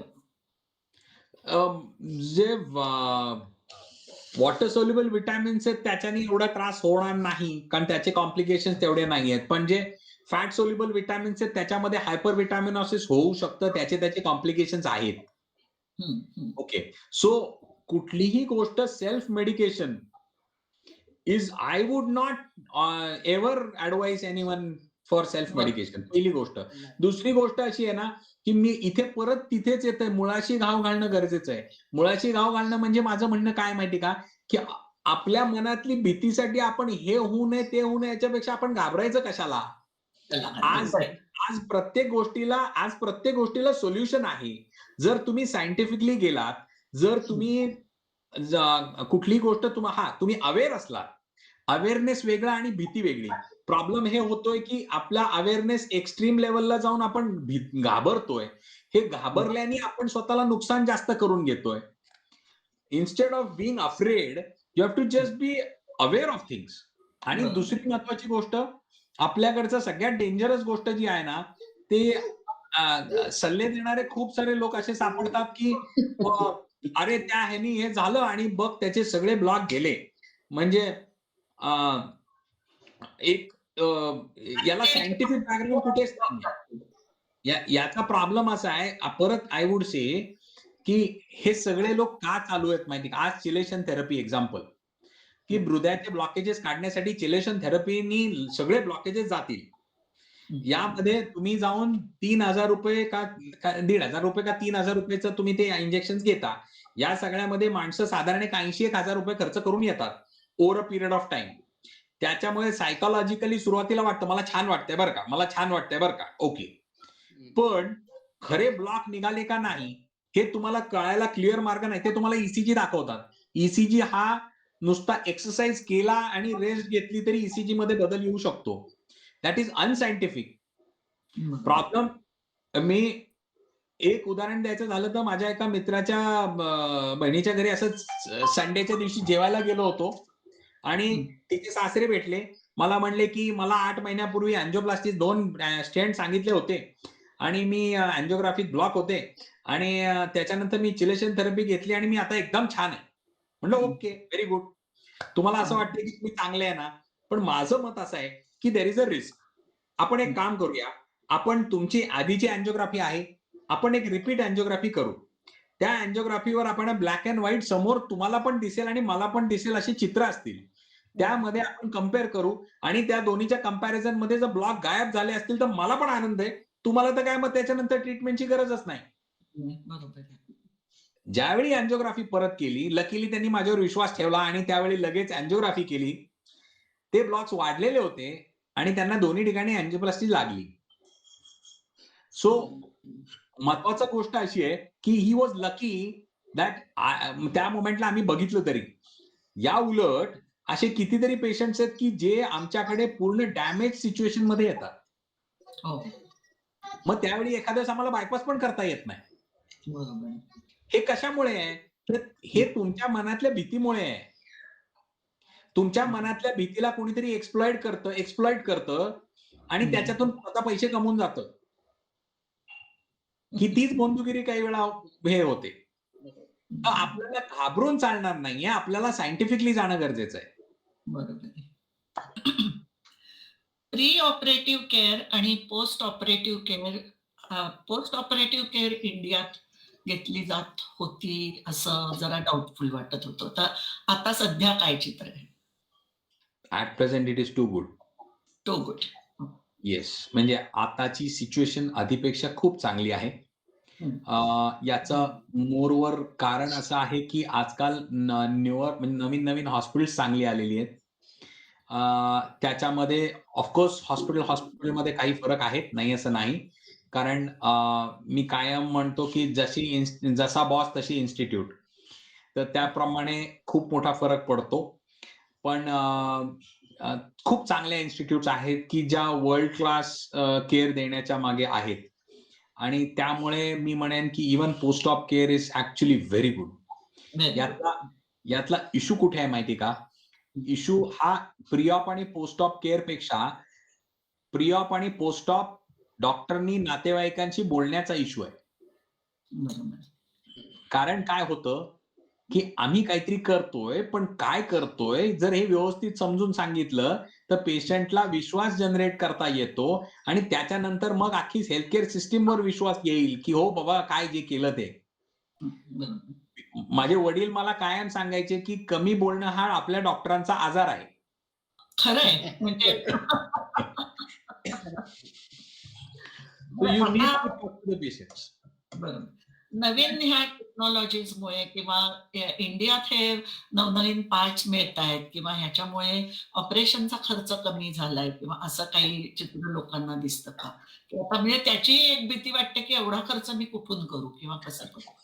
तर हा, आता कसं आहे की प्रत्येक सर्जरीमध्ये त्याची कॉस्ट आहे. ओके, बरोबर. म्हणजे नीड प्रमाणे. बरोबर. इश्यू इथे आहे की आपल्याकडचे काही नोशन्स आहेत की खूप जास्त कॉस्ट आहे. ऍक्च्युअल जर बघायला गेलो तर कम्पेअर्ड टू US और बाकी सगळ्या याच्यामध्ये we are really working at a very low cost. त्याच्यामध्ये त्याचे काही लिमिटेशन्स आहेत आणि काही ड्रॉबॅक्स पण आहेत. म्हणजे काय, तर आपण कॉस्ट कमी करताना बऱ्याच वेळा आपण रियूज आपल्याकडे प्रपोर्शन कम्पॅरेटिव्हली जास्त आहे. आता म्हणजे याला वाईट म्हणायचं का चांगलं म्हणायचं हे आत्ता सांगता येणार नाही, कारण याच्यावर प्रॉपर स्टडी नाहीये. म्हणजे US मध्ये ज्या गोष्टीला सिंगल यूज असेल तिथे आपल्याकडे त्याच गोष्टी एखाद्या 30 वेळा वापरल्या जातील. पण त्या 30 पेशंट मध्ये काहीच होत नाही, कॉम्प्लिकेशनच होत नाही, प्रॉब्लेमच होत नाही. तर याच्यावर अभ्यास व्हायला पाहिजे की रियूज अमेरिकेने आपल्याकडनं मॉडेल घेऊन त्यांच्याकडनं रियूज करावा का, असा पण एक अजून क्लिअर हे नाहीये. राईट. पण तरी मला जर विचारलं तर we are in a much better situation आणि कॉस्ट वाईज काही ना काहीतरी कॉस्ट येणार आहे. माझा म्हणजे एक सगळ्यात चांगलं उदाहरण, माझ्याकडे एक पेशंट आला ज्याला महात्मा ज्योतिबा फुले योजनेमध्ये ऑपरेशन करून हवं होतं. तर त्याची हृदयाची कार्यक्षमता 20% होती आणि बायपास करायची होती. त्याला पेरिफेरीच्या हॉस्पिटलनी रिफ्यूज केलं कारण 20%ला आम्ही तिथे करणार नाही म्हणून. लकीली तो पुण्यात आला ऑपरेटिव्हला. तरी पण त्याला योजनेमध्येच हवं होतं, त्याला मी त्या स्कीम मध्ये ऑपरेटिव्ह म्हणजे ठीक आहे, मी पडत नाही त्याच्यामध्ये, मी कोणाला आजपर्यंत सांगितलं नाहीये की स्कीम मध्ये करू नको बाबा, किंवा याच्यात कर, किंवा या जनरल वॉर्ड मध्ये कर, सेमी प्रायव्हेट कर, मी त्याच्यात पडत नाही, पैशाचा माझा संबंध नाही, असं माझी पॉलिसी आहे. तर त्याच्यामुळे झालं काय, मी त्याला इथल्या हॉस्पिटलने हो म्हणलं, मी त्याला ऑपरेटिव्हला घेतला. ऑन टेबल मला त्याच्या हृदयाला एक फुगा आलेला सापडला, which was a surprise element. Okay, आता हीच गोष्ट जर त्याला मी पेरिफेरीमध्ये ऑपरेट केलं असतं तर त्या फुग्याला मला काही करता आलं नसतं, मला सोडून द्यावा लागला असतं, आणि देअर वॉज अ रिस्क. या उलट मला पुण्यात असल्यामुळे मी फोनाफोनी केली, अरेंज केलं, सगळं करून ते सगळं करेक्ट केलं. पेशंट चांगला होऊन घरी गेला. ज्यावेळी पेशंट 1.5 महिन्यानंतर माझ्याकडे आला फॉलोअपला, म्हणजे पहिल्या आठवड्याच्या फॉलोअपला मी त्याला काही बाकी सांगितलं नाही. जेव्हा 1.5 महिन्याच्या फॉलोअपला आला त्याला तेव्हा सगळी परिस्थिती सांगितली, आणि हा माणूस ऍक्च्युली फायनान्सिंगचा जॉब करत होता. म्हणजे यांनी 26 मुली दत्तक घेतल्या होत्या, पण त्याला योजनेमध्ये हवं होतं फ्रीमध्ये. तर मी त्याला त्यावेळी हाच प्रश्न विचारला की म्हणलं, बाबा रे, आता सगळं झालंय, आता माझा आणि पैशाचा काही संबंध नाही, हाच मी प्रश्न आधी विचारला असता तर वेगळा अर्थ निघाला असता. आता मी तुला विचारतो, तुझ्याकडे कार आहे, त्या गाडीचा इन्शुरन्स आहे, पण तुझ्या सगळ्यात मौल्यवान गोष्ट जी तुझी आहे ते तुझं शरीर आहे, त्याचा इन्शुरन्स कुठे आहे? कमीत कमी त्याचा इन्शुरन्स असता तरी गोष्टी झाल्या असत्या ना. बरोबर. आज प्रॉब्लेम इथे आहे की आपल्याकडे पैसा असला तरी आपल्याला तो आपल्याच तब्येतीवर खर्च करायला जीवावर येतं. बरोबर. जी की सगळ्यात मौल्यवान गोष्ट आहे आणि ज्याच्यानं तुम्हाला सगळ्यात क्वालिटी ऑफ लाईफ मिळणार. बरोबर. हा आपला इंडियन माइंडसेटचा आता अजून आपण तिथून वरती राईज झालेलो नाहीये. मे बी पुढच्या जनरेशन तिथपर्यंत येतील. आज हृदय मम विशाल झाले, असं एक गाण्यातली ओळ आहे. म्हणजे मेडिकल टर्म्स मध्ये हार्ट एनलार्ज. येस. म्हणजे कवी लोकांना हे असं काही होतं असं कळलेलं होतं की काय? त्याला त्यांच्यासाठी चांगला असेल, आम्ही त्याला घाबरतो. प्रकार काय? सी कसं आहे की वेगवेगळ्या हे कोणाच्या मध्ये होतं का? कुठल्याही वयाच्या कुठल्याही रेंज मध्ये होऊ शकतं? नाही, तसं नाहीये. Enlargement of heart can be related to multiple factors. यामध्ये जिथे कुठे ज्यांना हाय ब्लड प्रेशरचा त्रास आहे त्यांच्यामध्ये थोडंफार एनलार्जमेंट म्हणजे थिकनिंग होतं. म्हणजे जसं आपण व्यायाम करून मसल डेव्हलप केला जातो, तसं त्या हृदयाला एक्सेसिव्ह व्यायाम पडला की ते स्ट्रॉंग म्हणजे हायपरट्रॉफिड होतं. म्हणजे अति व्यायाम करणं हेही चूक आहे. कारण लोक असं स्वतः डॉक्टर लोक होते कोणी की खूप व्यायाम करायचे, अति हे करायचे, स्वतःची काळजी घ्यायचे आणि ते गेले. Of course, see there is something called athletic heart नावाची एक एंटिटी आहे की ज्याच्यामध्ये सुद्धा त्याचे लिमिटेशन्स आहेत. आताचे लेटेस्ट काही पेपर्स आलेत की जे म्हणतात की अघोरी प्रकारचं पळणं आहे, that is not good. Anything in excess can be bad. कोणाचं तरी चालू आहे माईक, तर प्लीज म्यूट करून ठेवा. सॉरी डॉक्टर साहेब, बोला. नाही. तर याच्यामध्ये घडतं असं की मल्टिपल रिझन्स आहेत. म्हणजे जिथे झडपांमध्ये ब्लॉकेजेस आहेत त्याच्यामध्ये हृदयाचं माप वाढतं, लीक आहे त्यांच्यामध्ये हृदयाचं वाढतं. काही कार्डिओमायोपॅथीज आहेत की ज्याला क्लिअर हे नाहीये पण तरी सुद्धा आहे, किंवा जिथे हृदयाच्या रक्तवाहिन्या ब्लॉकेजेस होऊन हृदय एका लिमिटच्या बाहेर डॅमेज होतं, तिथे हृदयाचं माप वाढतं. सो सर्जरी हे उत्तर आहे का? सर्जरी होते त्याच्यावर होऊ शकतं? नाही, सी अंडरस्टँड, आपण ऑपरेट हृदयाचं मापासाठी करत नाही.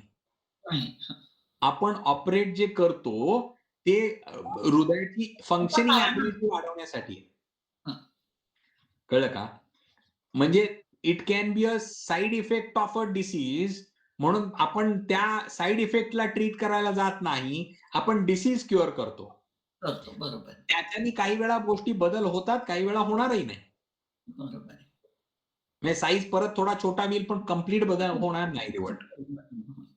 मग ते मेडिकेशननी होणार का? त्याला म्हणजे प्रत्येकाची अगेन कंडिशन याला रिमॉडेलिंग म्हणतात. करेक्ट केल्यानंतर काही वेळा रिमॉडेल होतो हार्ट, थोडाफार चेंजेस होतात, पण जे एका प्रपोर्शनच्या बाहेर डॅमेज आहे त्याला काही करता येत नाही. काही सिच्युएशन्स अशा आहेत की ज्याच्यामध्ये खूप खराब आहे, तिथे तर डायरेक्टली हार्ट ट्रान्सप्लांट शिवाय ऑप्शन राहत नाही. आता प्रश्न असा आहे की तरुणांमध्ये फार हार्ट अटॅकचं प्रमाण वाढलेलं आहे, तर अदर दॅन स्ट्रेस अजून काही कारण आहेत का त्याची? एक फॅक्टर असा आहे की आधीपेक्षाचे हल्लीची लाईफस्टाईल काय हल्लीची लाईफस्टाईल धकाधकीचं कॉम्पिटिशन वाढली आहे म्हणा, किंवा that is again the stress factor ना. हा, स्ट्रेस मध्ये चाललं, एंड अप इन स्ट्रेस. पण त्याच्याशिवाय दुसरं काय, म्हणजे व्यसनाधीनता असेल किंवा see smoking of course is very dangerous. आणि मला म्हणजे मी आजकाल इथे पुण्यामध्ये कितीतरी मुलींना स्मोक करताना बघतो, आणि मला असं वाटतं की ऍक्च्युली यांना अंदाजच नाहीये की ह्या कुठे लँड अप होणार आहेत. त्याचं कारण असं आहे, मेजर फॅक्टर जर बघायला गेलात म्हणजे मी आता स्पेसिफिक सांगतो या ह्याच्यामध्ये की म्हणजे पॅथोफिजिओलॉजीनी जर विचार केला म्हणजे हृदयाच्या आतमधल्या ह्याच्याने, तर एक सिंपल गोष्ट अशी आहे की कुठलीही हृदयाची रक्तवाहिनी 70% ब्लॉकेजला आली तर that will cause problem and demand supply mismatch. म्हणजे जेवढं हृदयाला रक्त मिळायला पाहिजे तेवढं मिळणार नाही आणि प्रॉब्लेम सुरू होणार. आता जर आपण बघितलं तर इंडियन बॉडी हॅबिटस हा बारीक आहे स्ट्रक्चरली.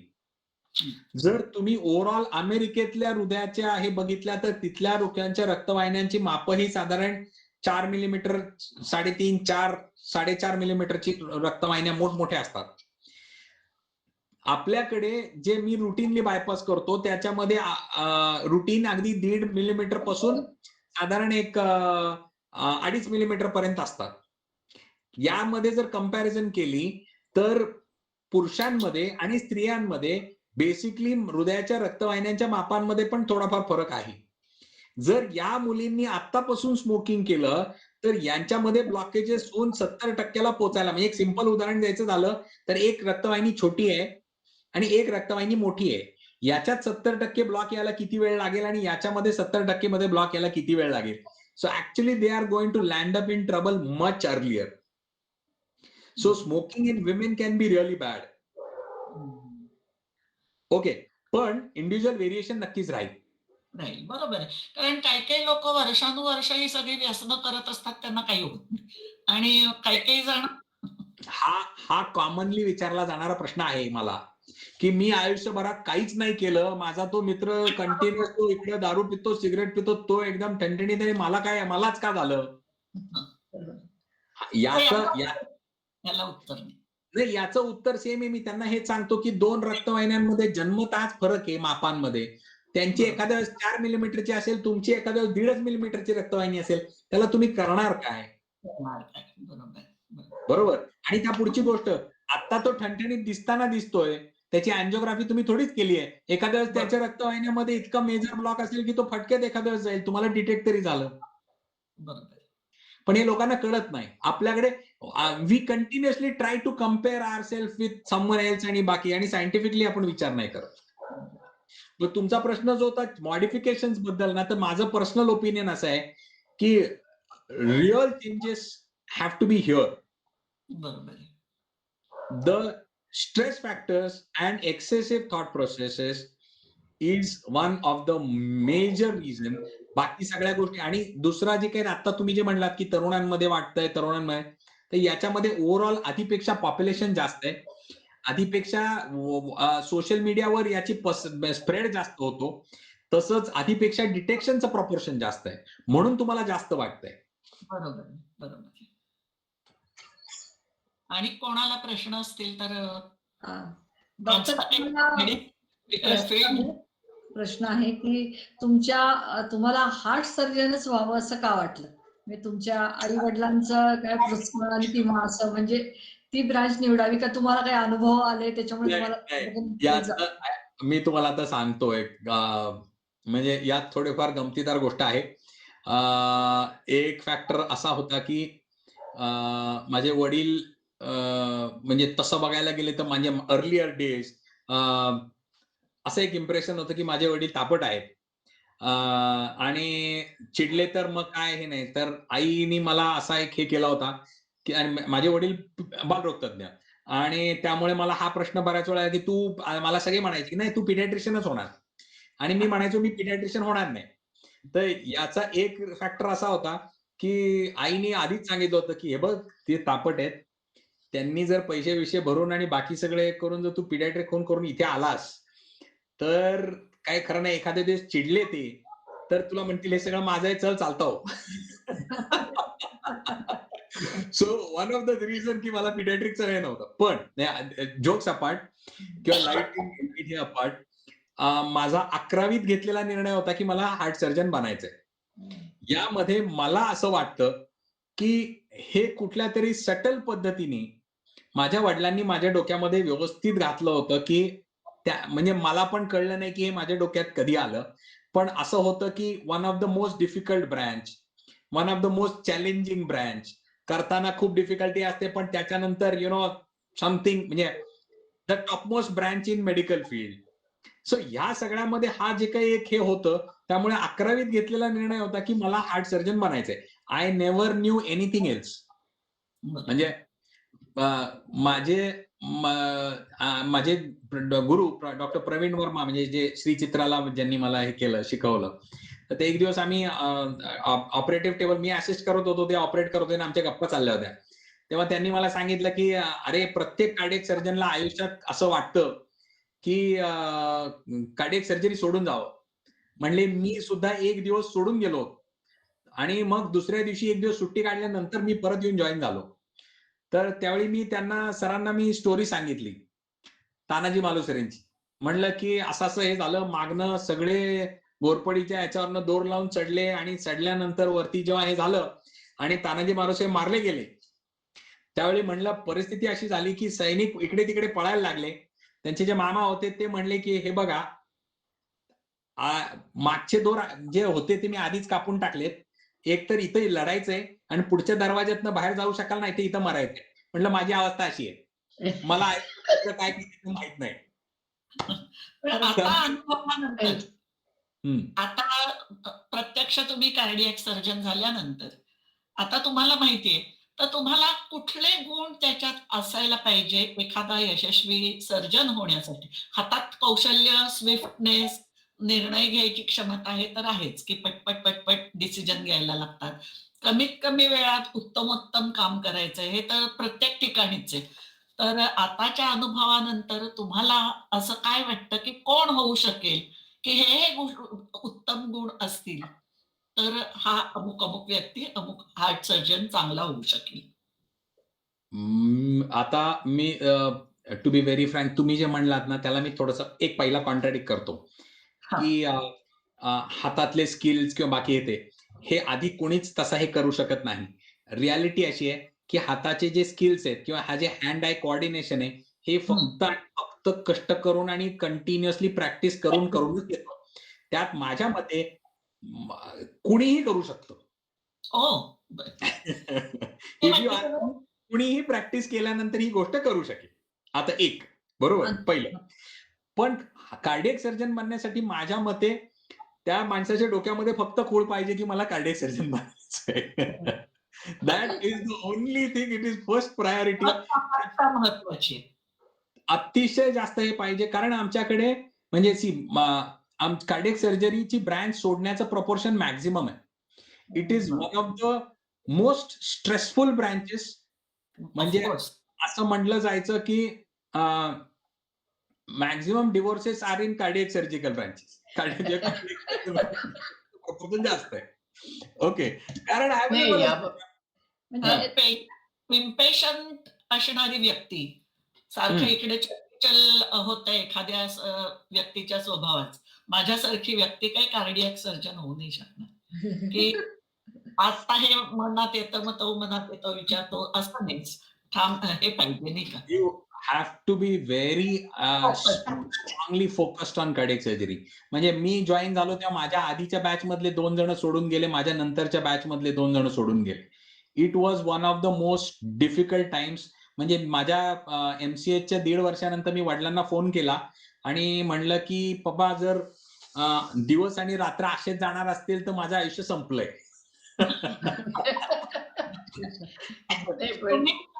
न्यूरोसर्जरी किती अवघड असते. न्यूरोसर्जरी किंवा हा. आपण म्हणतो न्यूरोसर्जन जे होतात त्यांनाही एवढंच मेंटल प्रेशर किंवा इतकीच ती कठीण असते का? न्यूरोसर्जरी प्रत्येक ब्रांचला त्याचे काही डिफिकल्टीज आहेत. पण जितका स्ट्रेनियस पॅटर्न कार्डियक सर्जरीचा आहे ना, तेवढा स्ट्रेनियस बाकी कुठलाच याचा नाहीये. म्हणजे one of the best examples I can tell you is भारतात अख्ख्या 185 सीट्स आहेत कार्डियक सर्जरीच्या. मागच्या वर्षी या 185 सीट्स पैकी 130 सीट्स वेकंट गेल्या. Only 55 people in all over India have taken cardiac surgery आणि त्यातले सुद्धा 10 लोक आतापर्यंत सोडून गेले असतील. So it is one of the most stressful. आणि तुम्ही दुसरा जो प्रश्न विचारला ना मला, त्यामध्ये ऍज अ सर्जन म्हणजे कार्डियक सर्जन व्हॉट इज, मी अजून स्वतःला पूर्णपणे यशस्वी म्हणणार नाही, still a long way to go.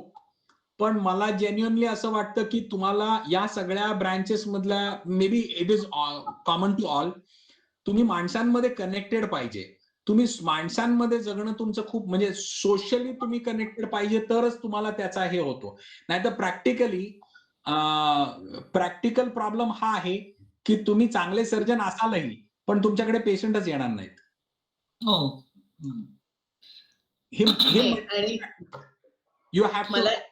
You have to have good communication skills.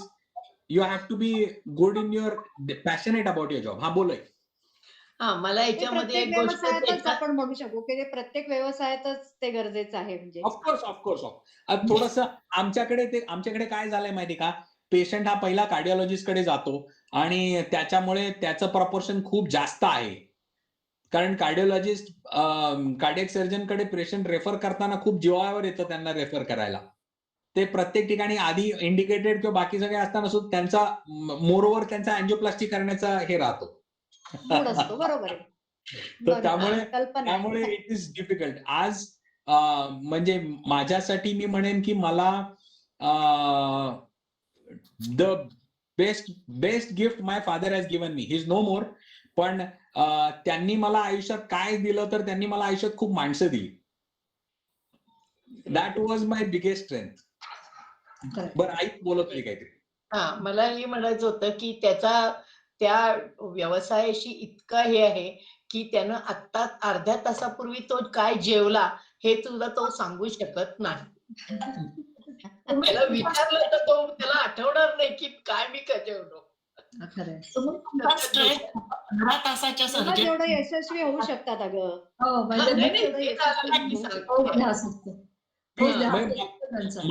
मला जेन्युअनली वाटतं की आपल्याला आनंद घेता यायला पाहिजे. माझ्या वडिलांनी मला कायम एवढंच सांगितलं की तुला म्हणजे हे आयुष्य खूप म्हणजे प्रेशियस आहे. आता मला प्रत्येक दिवस प्रत्येक क्षण मला एन्जॉय करण्याचा हे पाहिजे. आणि माझी खरं सांगायचं तर माझी एन्जॉयमेंट ही कार्डियक सर्जरीमध्ये. म्हणजे मला त्याच्यामध्ये असं वाटत नाही की मी काम करतोय. पण it is may be it is for all branches, of course again it is for all. पण मागच्या असं मी म्हणेन की मागच्या एक 3 आठवड्यापूर्वी मी एक ऑपरेटिव्ह केलं. मी दिवसभर बाकी ऑपरेटिव्ह केले आणि एक आउटिक डिसेक्शनचा पेशंट आला आणि त्याला बेंटाल प्रोसिजर लागणार होती. आणि ऍक्च्युली काही मिनिटात मला जे उघडल्यानंतर मला असं लक्षात आलं की काही मिनिटात ती मरू शकली असते. तर त्यावेळी मी ती रात्रभर हे केलं. तर actually I was awake for continuous for 25 hours आणि आय डिडंट रिअलाइज. हे खरं प्रेम आपण जे म्हणतो ना, खरा इंटरेस्ट, त्याला कामाचं कष्ट जाणवत नाही किंवा टेन्शनचे कष्ट जाणवत नाही. ती एक आपण म्हणतो की एक प्रकारची काय म्हणू, आता मला तो शब्द सुचत नाही, पण ती झिंग असते कामाची. नशा म्हणतो आपण तसं. डॉक्टर, मला तुम्हाला विचारायचं की हे सगळं इतकं स्ट्रेसफुल आहे की जीवन मरणाशी संबंधित आहे, तर तुमचं म्हणजे डिस्ट्रेस किंवा स्ट्रेस रिलीव्ह तुम्ही कसं करता? म्हणजे तुम्हाला ते पण एक खूपच जरुरी आहे. बेसिक घेतच मी- नाही हा मी महत्वाचा. एक सांगू का, मला म्हणजे खूप अर्ली एक गोष्ट लक्षात आली की कुठल्याही गोष्टीचा stress is bad. Okay, reality अशी आहे माहिती, ज्यावेळी तुम्ही म्हणजे मी मागच्या 1-1.5 महिन्यापूर्वी जेव्हा अशीच परत सिमिलर एक अॅन्युरिझम ही असलेली आणि बायपास विथ बायपास म्हणजे बेंटाल विथ बायपास अशी एक प्रोसिजर केली, तर त्या पेशंटनी मी जेव्हा डिस्चार्ज करायला गेलो तेव्हा त्या पेशंटची बायको ही वॉज 73 इयर ओल्ड आणि त्यांच्या बायकोनी माझ्या डोक्यावर हात ठेवला आणि मला म्हणे की बाबा रे, आयुष्यात असंच यश मिळत राहू दे. तो जो होता ना, that was much more distressing than हे. कारण ते जेव्हा तुम्हाला मिळतं ना, त्याच्यातला आनंद दुसऱ्या कशात कम्पेअरच करता येत नाही. त्यामुळे त्याच्याने तुम्हाला पुढच्या याची एनर्जी मिळते. तुम्हाला असं वाटतं की मला अजून पुढे करायचंय, मला अजून पुढे करायचंय. तुम्ही थांबूच शकत नाही. आणि काय स्ट्रेस, हा स्ट्रेस नाहीये.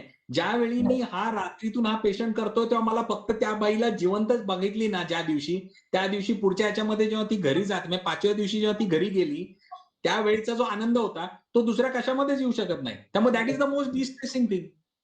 एखाद्या जाणाऱ्या जीवाला नवजीवन देऊन त्याला आनंद दिला, त्यांच्या फॅमिलीला आनंद दिला, हा आनंद बाकीच्या आपल्या काही काळ स्ट्रेस पेक्षा केवढा तरी मोठा आहे. तो स्ट्रेस वाटतच नाही हो, म्हणजे ऍक्च्युली तो स्ट्रेस वाटत नाही. कसला म्हणजे नाहीये. अचिव्हमेंट आहे ती, एक अचिव्हमेंट केल्याचा आनंद आहे. बरोबर. मी एक्सप्रेस करता येत नाहीये मे बी मला, पण आय एन्जॉय इट. म्हणजे That's true. When you are interacting with people आणि वेन यू नो की you know they are happy, तुम्हाला त्यांच्या चेहऱ्यावरचे ते भाव दिसतात आणि त्यांचं समाधान दिसतं, की त्याच्यामध्ये जी मजा येते ती मजा तुम्ही मे बी खरंच एन्जॉयबल असते. आणि त्याला मला वर्ड्स हे नाही करतायत की कसं त्याला हे करायचं, पण I really I am happy about it. More of a hobby than profession. Absolutely. म्हणजे मी जेव्हा ही फ्रोझन एलिफंट ट्रंक सर्जरी करत होतो, मी करायच्या आधी मी प्लॅन करत होतो ती, आणि मला माहित होतं की आता मी तिचं त्या सिझेरियन सेक्शन केलं त्या पेशंटचं आणि 10 दिवसानंतर ऑपरेटिव्हचा डे फिक्स केला होता आणि मी तोपर्यंत सगळं प्लॅन करत आलो होतो. तर माझा मित्र मला म्हणे की काय, मित्राशी बोलत होतो, नॉन मेडिको आहे. तर मी त्याला म्हणलं की I am going to have fun. म्हणून अरे फन म्हणू नको रे, ऑपरेशन करतोय तू, तिचं जीवाचं हे. म्हटलं ठीक आहे बाबा, I correct my words, not fun but I am going to enjoy it. And it was exactly the same.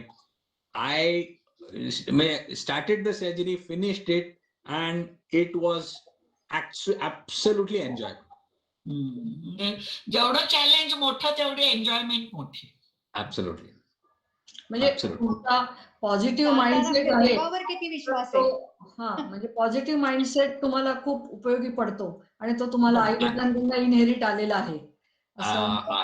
I really feel so. मला माझ्या वडिलांची पॉझिटिव्हिटी इतकी तुफान होती की मी त्यांना म्हणजे जेव्हा त्यांना लिव्हरचा कॅन्सर डिटेक्ट झाला आणि जेव्हा मला माहित होतं की एक 6 ते 9 महिन्याचं आयुष्य असेल पुढे, तर त्यावेळी मी त्यांना हे वाचताना बघितलं, पॅपिलॉन. तर पॅपिलॉन वाचत असताना मी त्यांना म्हणलं, का बाबा सारखं ते पॅपिलॉन, बऱ्याच वेळा पुस्तक वाचताना बघितलं मी त्यांना, का वाचताय? तर मला म्हणले की हे बघ, जेव्हा कधी मी आयुष्यात कुठल्याही अडचणीच्या किंवा डिफिकल्ट पोझिशनला आलो तेव्हा हे पुस्तक वाचल्यानंतर मला एवढंच प्रत्येक वेळी वाटलं की जर हा माणूस इतक्या अवघड परिस्थितीतून बाहेर येऊ शकतो तर मी का नाही. आणि दुसऱ्या पॉझिटिव्हिटीचा हे इतका होता की त्यांच्या वात्रट टीका होत्या, भरपूर वात्रट टीका लिहिल्या माझ्या वडिलांनी. म्हणजे वडील गेल्यानंतर 4थ्या दिवशी पप्पांचं लिम्का बुक ऑफ रेकॉर्डचं सर्टिफिकेट आलं for highest number of satirical poems in India. 3002 वात्रट टीका लिहिल्यात वडिलांनी माझ्या. तर त्या वात्रट टीकाच्या याच्यामध्ये ज्यावेळी वडिलांची लिव्हरची बायोप्सी झाली आणि रिपोर्ट यायचा होता, तेव्हा मी पप्पांना म्हणलं की पप्पा, एखाद्या वेळेस आपल्याला लिव्हर ट्रान्सप्लांट लागेल. हे वाक्य माझं संपलं. त्यांनी विचार केला आणि मला पहिलं वाक्य त्यांनी मला काय सांगावं, तर मला म्हणले की जर आपल्याला लिव्हर ट्रान्सप्लांटचे असेल तर मला एक 200 वात्रटिका लिहून ठेवायला लागतील. म्हणजे जितका काळ मी ऍडमिट असेल, मी बाहेर आल्यानंतर मला परत वात्रटिका पुढे तोपर्यंत चालू ठेवायचंय म्हणून. जायच्या 15 दिवस आधीपर्यंत वडिलांच्या वात्रटिका पेपरमध्ये चालू होत्या. ती जी पॉझिटिव्ह होती ती रस्त्यातून चालताना मला म्हणजे फिरायला बाहेर पडले तरी एखादा माणूस भेटला तरी त्याला पॉझिटिव्हली चार्ज करून जायचे. म्हणजे आता याचा निष्कर्ष काढायचा झाला तर लॉन्जिव्हिटीचं सरळ सरळ समीकरण आनंदी राहणं, पॉझिटिव्ह, स्ट्रेसफुल राहणं, निदान हृदयाशी संबंधित तरी याच्यामुळे तुम्ही, आणि बाकीचं तुमचं डाएट. मी तर म्हणे माझ्यामध्ये एव्हरीथिंग, माझ्यामध्ये it is related to everything. तुमचा स्ट्रेस फ्री राहणं is any and every disease you can be away और you can be in a better situation. एक प्रश्नाचं उत्तर मला द्यायचंय, मला जो त्यांनी प्रश्न विचारला तो, कारण खूप म्हणजे इंटरेस्टिंग प्रश्न विचारला, देवावर विश्वास आहे का नाही. म्हटलं इतकं छान चाललंय की कोणी कोणी अमावास्येला काही काही डॉक्टर म्हणतात किंवा काही काही पेशंटचा पण हे असतो की डॉक्टर माझं ऑपरेशन अमावास्येला पौर्णिमेला करू नका. बरोबर. किंवा असं काही, तुम्ही कसं काय ते, how do you take it? See, I respect patient by all means. I will never go against his wish. बरोबर. इश्यू राहतो मला स्वतःला ऑपरेट व्हायचंय आणि अमावस्या असेल तर मी करून घेईन का? मी करून घेईन. नाही, आणि पेशंटच्या मताला सुद्धा किंमत देणं म्हणजे तोही तयार होतो मग, नाही तर मग तो जर तयार नसेल त्या दिवशी तर कॉम्प्लिकेशन सुद्धा होऊ शकण्याची शक्यता असते, कारण तो मानसिक त्याचं खच्चीकरण झालेलं असतं ऑलरेडी. माझा एक्सपिरियन्स हा आहे की मी जर माझ्या पेशंटशी बोलत असेन, मी जर इंटरॅक्ट करत असेन आणि मी जर एक व्यवस्थित बॉन्डिंग डेव्हलप झाला असेल तर मला माझे पेशंट्स खूप चांगले रिस्पॉन्ड करतात. त्याचं कारण असं आहे की if you ask me, routine operative मध्ये माझं काम फक्त 30% आहे, ज्याच्यामध्ये मला फक्त मे बी रक्तवाहिन्या जोडून द्यायच्या, which is the easiest part. 70% is a patient's role. आणि त्याच्यामध्ये त्या पेशंटच्या मनामध्ये तो कॉन्फिडन्स, तो विश्वास जनरेट करणं आणि त्याला बिलीफ हे करणं, he should feel that yes I am going to get him out of it and I will get him out of it. हे ज्या मोमेंटला हे होतं ना, त्या मोमेंटला माझे पेशंट चांगले होतात, कारण I strongly believe in human psychology. I strongly believe mind power is very important. Absolutely. देवाच्या ह्याच्यावर माझा पर्सनल हे एक छोटासा आहे की जे मला उत्तर द्यायचंच आहे. सॉरी. हो, नाही मी पण वाट बघते. There was a time when I use to believe बाकी सगळं हे, पण मी मध्ये सेपियन्स नावाचं पुस्तक वाचलं आणि after that I became atheist. मला असं जाणवलं की at times I have felt, म्हणजे माझ्या चिरंजीव मागं बसलेत तिकडे, which it is not right to say in front of him, पण ऐकत नसेल तर नथिंग लाईक इट. नाही, हिने हेडफोन घातलाय, सॉरी. कारण it too early for him to know that. मला म्हणजे हे माझं ओपिनियन आहे, which may not be right for everyone have his own opinion. पण माझं ओपिनियन हे आहे की जगातली मॅक्झिमम दुःख ही देवामुळे आलेली आहेत, कारण आपण देवावर सगळं टाकतो आणि आपण स्वतः काही करत नाही. बरोबर. आपण जोपर्यंत आपल्या ऍक्शन्स घेणार नाही तोपर्यंत आपण देवाला म्हणण्याचं काही हे नाही. म्हणजे याचा अर्थ दोष देवाला नाही देते मी, पण आपली जी बिलीफ आहे की देव सगळं सोडवेल, यामध्ये आपण आपल्या ऍक्शन्स घेत नाही, आपण आपले पावलं व्यवस्थित उचलत नाही आणि देवावर सोडून देतो आणि परत म्हणतो की अरे नाही, माझ्या नशिबात हे आलं. So I don't want to believe in God. मगाशी तुम्ही पुस्तक एक लीडरशिप लॉस म्हणून उल्लेख केला होता, आणि त्यांना तुम्ही मला नावं सांगाल का ऑथरची? म्हणजे कोणाला अजूनही लीडरशिप नाही, I would say it is not just leadership.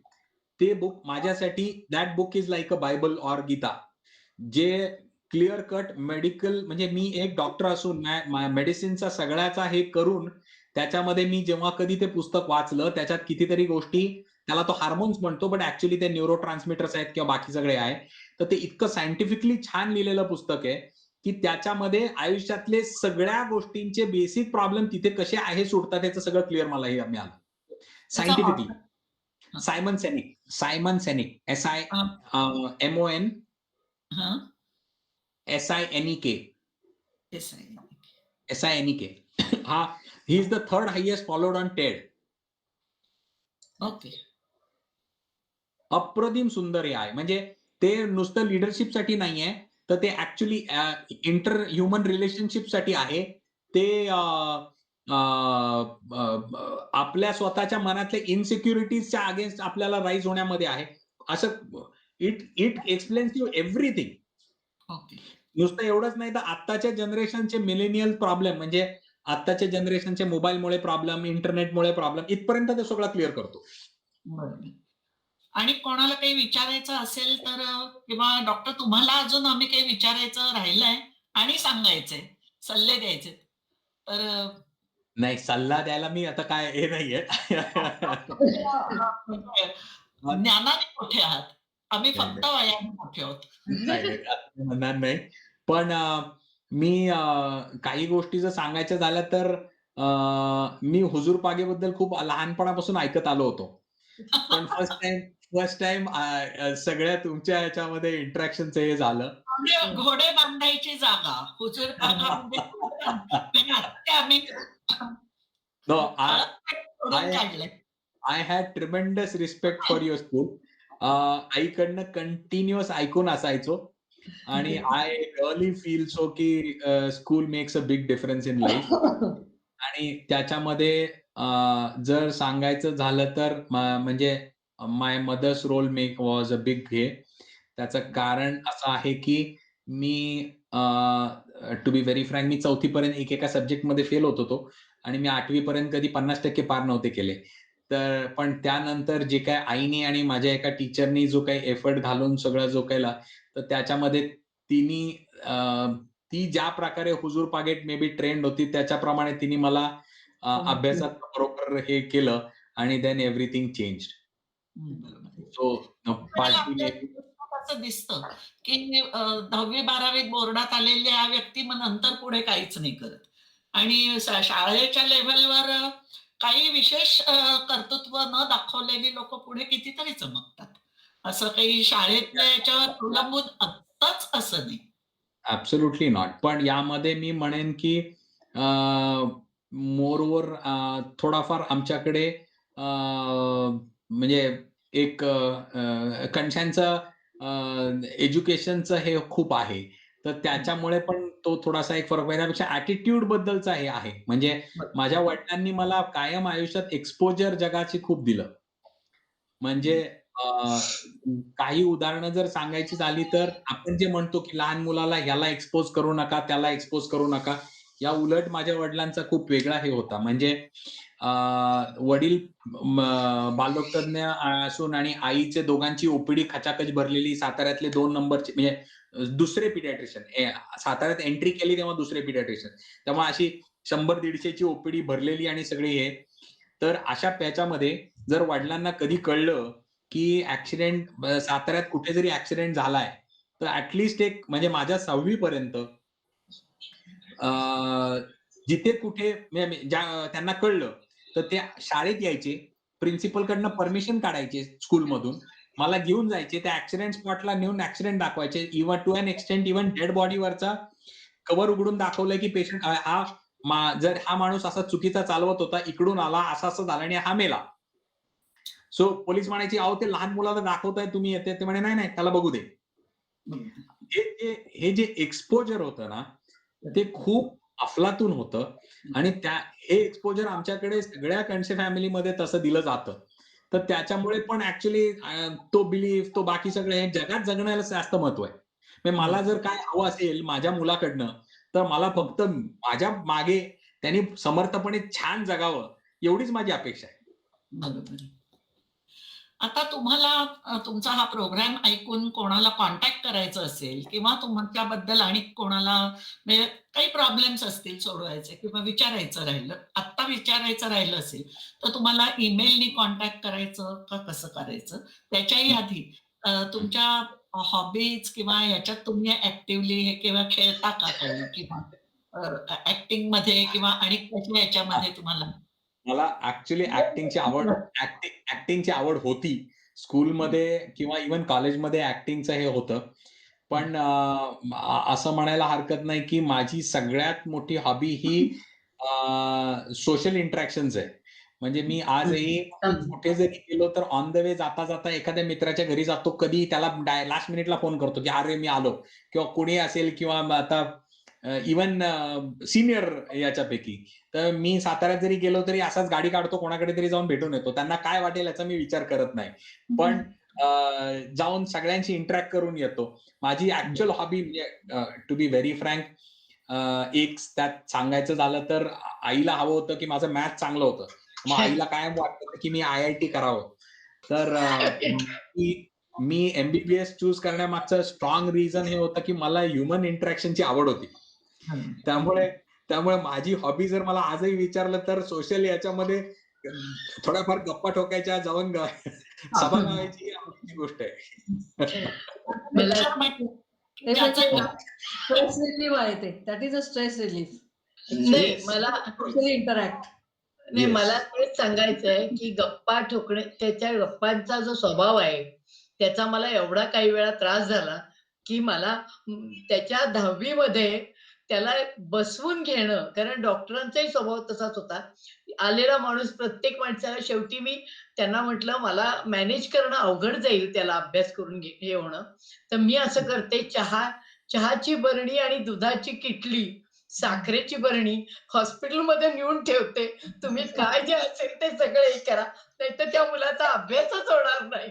हो खरंय. अशा इतकी त्याची गप्पा प्रत्येकामध्ये तो हे होता. आणि त्यामुळे मी त्याला लिटरली असा ऍडवाइस दिला की त्यांना की हे आहे. मग त्यांनी इतके ते विनोदी होते आणि हे होते की त्यांच्याकडे कोणी आलं की त्यांना म्हणायचे, अरे सॉरी मी तुला चहा दिला असता पण हिने मला बंदी घातली आहे चिरंजीवांच्या अभ्यासासाठी. तुम्हाला कोणाला काही प्रश्न विचारायचे असतील किंवा आता तुमचा ईमेल किंवा असं कोणाला आता तुम्ही हे करू शकता. व्हॉट्सअपवर देतील ना आपल्याला. व्हॉट्सअपवर तुम्ही एक लक्षात घ्या, फॉर यू ऑल, कधीही काही लागलं, रात्री 2 वाजता जरी लागलं तरी बिंदास फोन करा, काही त्याच्यामध्ये हे नसतं मला. आणि मला काय काय मुलं आणि कुटुंब कुणीही करू द्या, काही प्रॉब्लेम नाही. कारण सी वेन इट इज मला मी आता खरं सांगू तर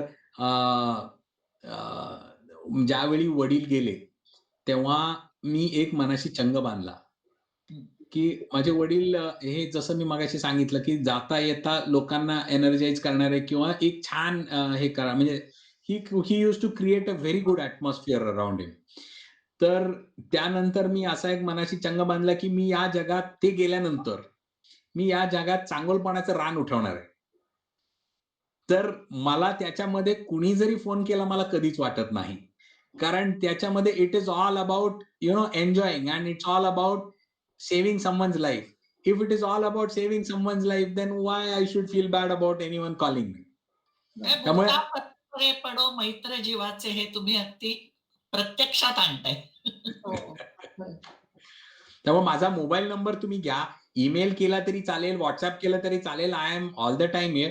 आणि तसं बघायला गेलं तर अगदीच खरंच इमर्जन्सीचे असलं तरी मला रात्रीतून कधी उठवायला काही प्रॉब्लेम नाही, कारण टू बी व्हेरी फ्रँक काम संपल्यानंतर मी पुढच्या 10 सेकंदात झोपू शकतो. त्यामुळे मला प्रॉब्लेम येत नाही. हाही त्याचा मोठा एक गुण आहे. 5 मिनिटात झोपणे आणि ठरवून सांगायचं की मला 15 मिनिटांनी उठव, 12 मिनिटांनी उठव, तर त्या 12व्या मिनिटाला उठवलं की उठून चालायला सुरुवात. हे आहे एक दैवी देणगी आहे असं म्हणायला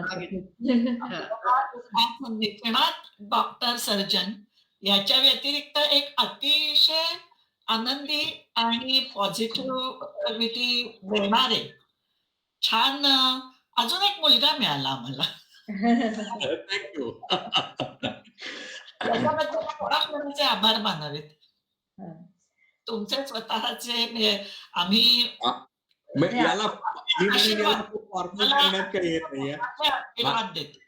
नाही, त्यांनी आपल्यासाठी वेळ काढला. आजचे आपले उत्सव मूर्ती डॉक्टर यांच्या अत्यंत व्यस्त आणि धावपळीच्या दिनक्रमातून त्यांनी आपल्याला एवढा वेळ दिला, आपल्याशी गप्पा मारल्या आणि खूपच उद्बोधक माहिती दिली. तुमची मुलाखत घ्यायची म्हणल्यावरती आम्हाला जरा दडपण होतं आणि जरा धडधड वाढली होती आमची हृदयाची. पण तुम्ही ज्या प्रकारे उत्तरे दिली आणि शंका निरसन केलं, त्याच्यामुळे आम्हाला खूप रिलीव्ह वाटतंय, छान वाटतंय आणि त्याच्याबद्दल Thank you. डॉक्टर तुम्हाला मनःपूर्वक धन्यवाद आणि Thank you. तुमच्या वाटचालीसाठी आम्हा सर्वांतर्फे खूप खूप शुभेच्छा. थँक्यू. आपली मैत्रीण मंगला हिने या मुलाखतीसाठी पुढाकार घेतला आणि सुषमाने नेहमीप्रमाणेच खूप उत्साहाने प्रश्न विचारले, छान निवेदन केले आणि मुलाखत घेतली. तुम्हा दोघींचे खूप खूप आभार. थँक्यू. कोणाला काही प्रश्न विचारायचे असतील तर विचारू शकता. अनम्यूट करून. मंगला तुझ्या लेखात आम्हाला म्हणजे त्याच्यातून एक चांगला सर्जन ऐकू तर नाही.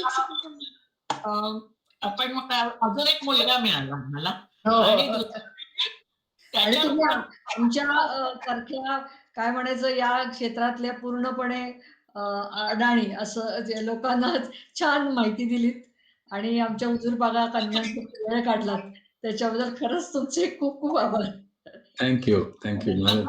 झाड दिलेलं आहे त्यांनी आम्हाला. काय आनंदाचं झाड दिलेलं आहे. आणि आम्हाला छान मार्गदर्शन केलं म्हणजे अपार्ट फ्रॉम हार्ट. कळलं की आनंद किती महत्वाचा आहे आणि सोशल नेटवर्किंग किती महत्वाचं आहे हे पण खूप महत्वाचं आहे म्हणजे की त्याच्यामुळे तुम्ही आनंद घेता. आनंदासाठी तुम्हाला पैसा लागेल असं नाही पण ही जी माणसं तुमच्या बोर्डे खूप असतील ती संपत्ती आहे तुमची आणि त्याच्यामुळे तुमचं आरोग्य पण आपोआप चांगलं राहतं. Thank you so much. संदेश दिला. थँक्यू. थँक्यू थँक्यू सो खूप मच. छान कार्यक्रम. थँक्यू. थँक्यू. थँक्यू डॉक्टर तुम्ही आमच्यासाठी वेळ काढला खरंच खूप नाही, शस्त्रक्रिया करा त्यांची आम्हाला माहिती द्या आणि असेच भेटत राहूया परत खरंच भेटत. नक्कीच थँक्यू. नक्की. थँक्यू. तुम्हाला दोघींचेही आभार. थँक्यू. डॉक्टर आले आणि त्यांनी आम्हाला एवढी छान माहिती दिली की आणि नुकतंच त्यांचं जीवन धावपळीचं आहे म्हणजे खूप एमर्जन्सीचं आहे त्याच्यामुळे त्यांनी आमच्यासाठी वेळ काढला याचं खूप कौतुक आहे. माझं एक सजेशन आहे. आता एकदा ऑनलाईन भेट झाली, ऑफलाईन सगळ्या भेटा नक्की. अगदी म्हणजे 2021 तरी आता आमचा करोना संपला तर बरं होईल म्हणजे आमचं 50 वर्ष पूर्ण होतं शाळेला तर ते सुवर्ण म्हणून त्या सुरू झाला खरा हा कार्यक्रम. आता लवकरात लवकर सगळ्यांनी भेटायची वेळ आणि योग येऊ. थँक्यू. नमस्कार. ओके. असं डिक्लेअर करू. थँक्यू. ओके.